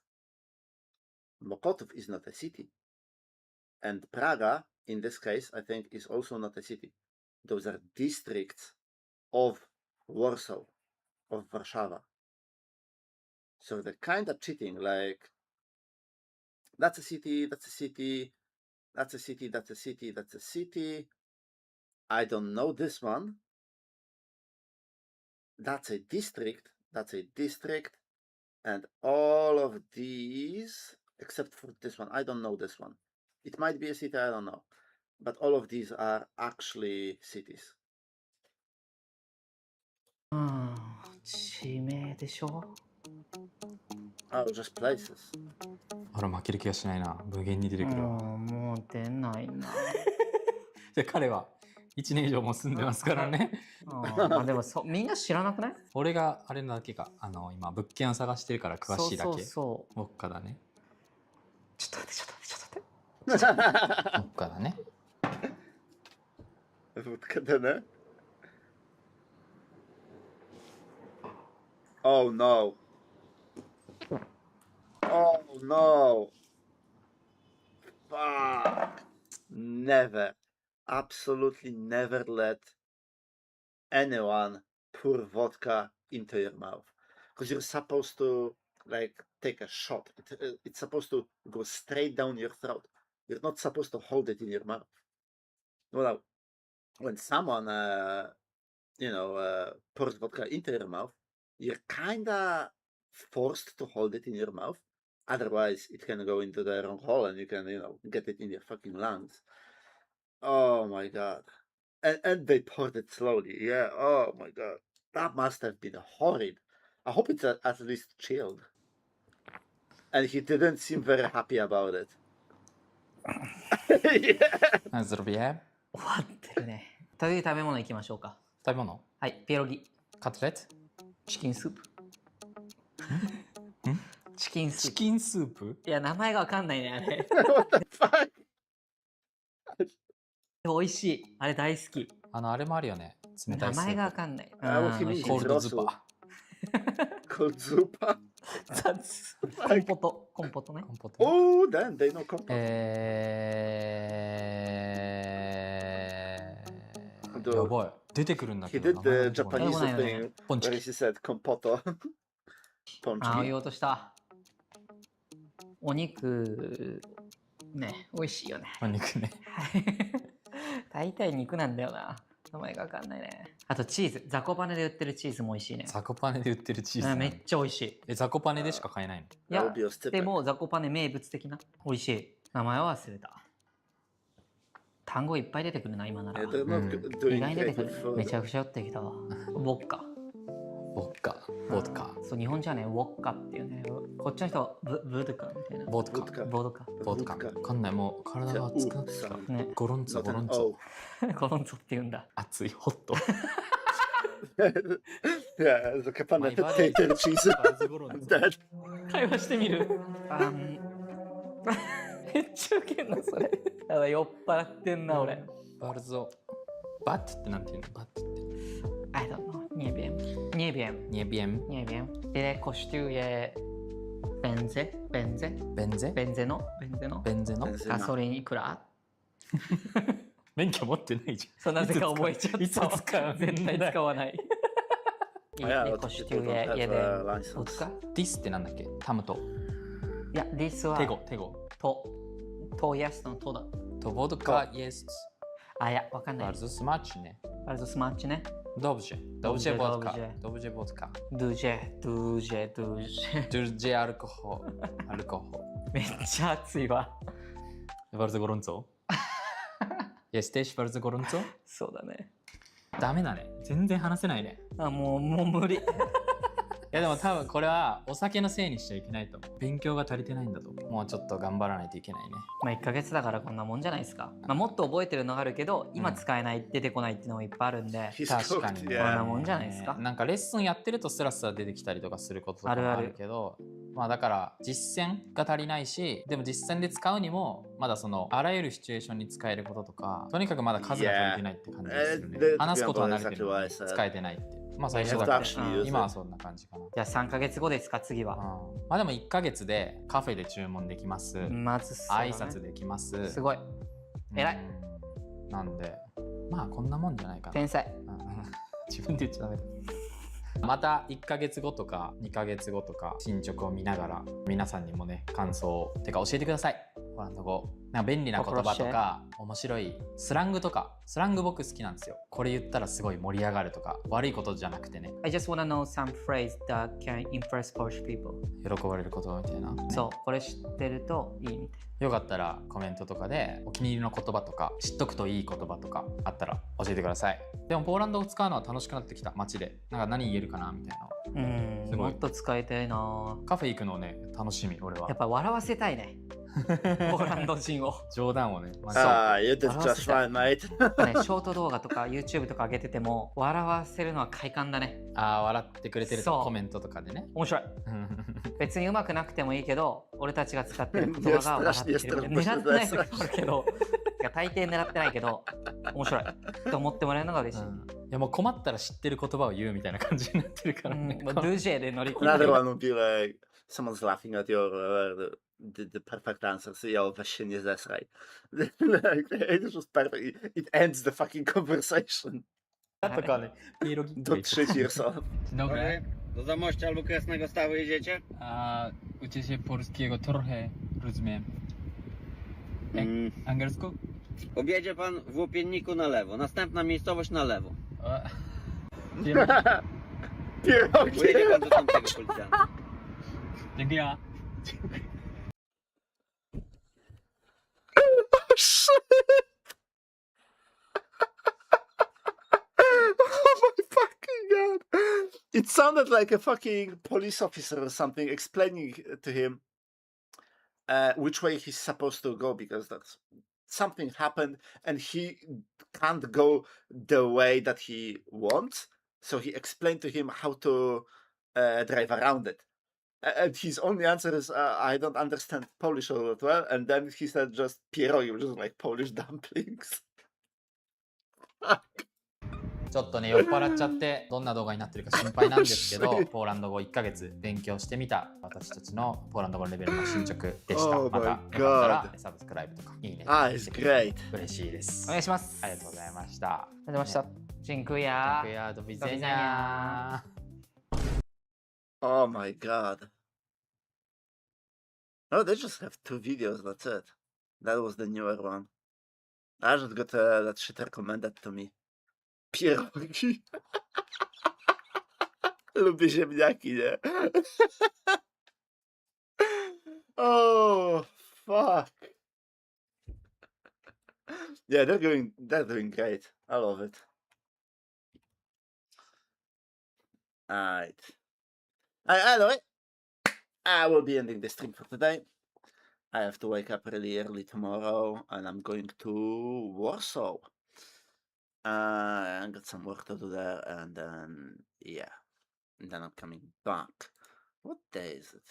Ah, I see.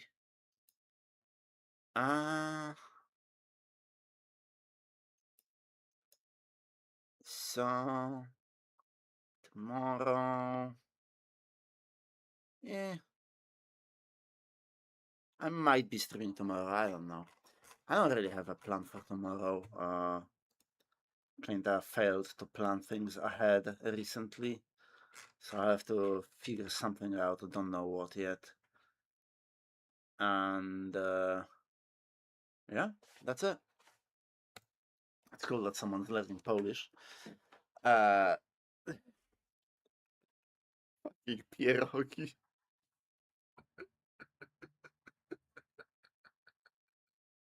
I love it. Fuck. Anyway.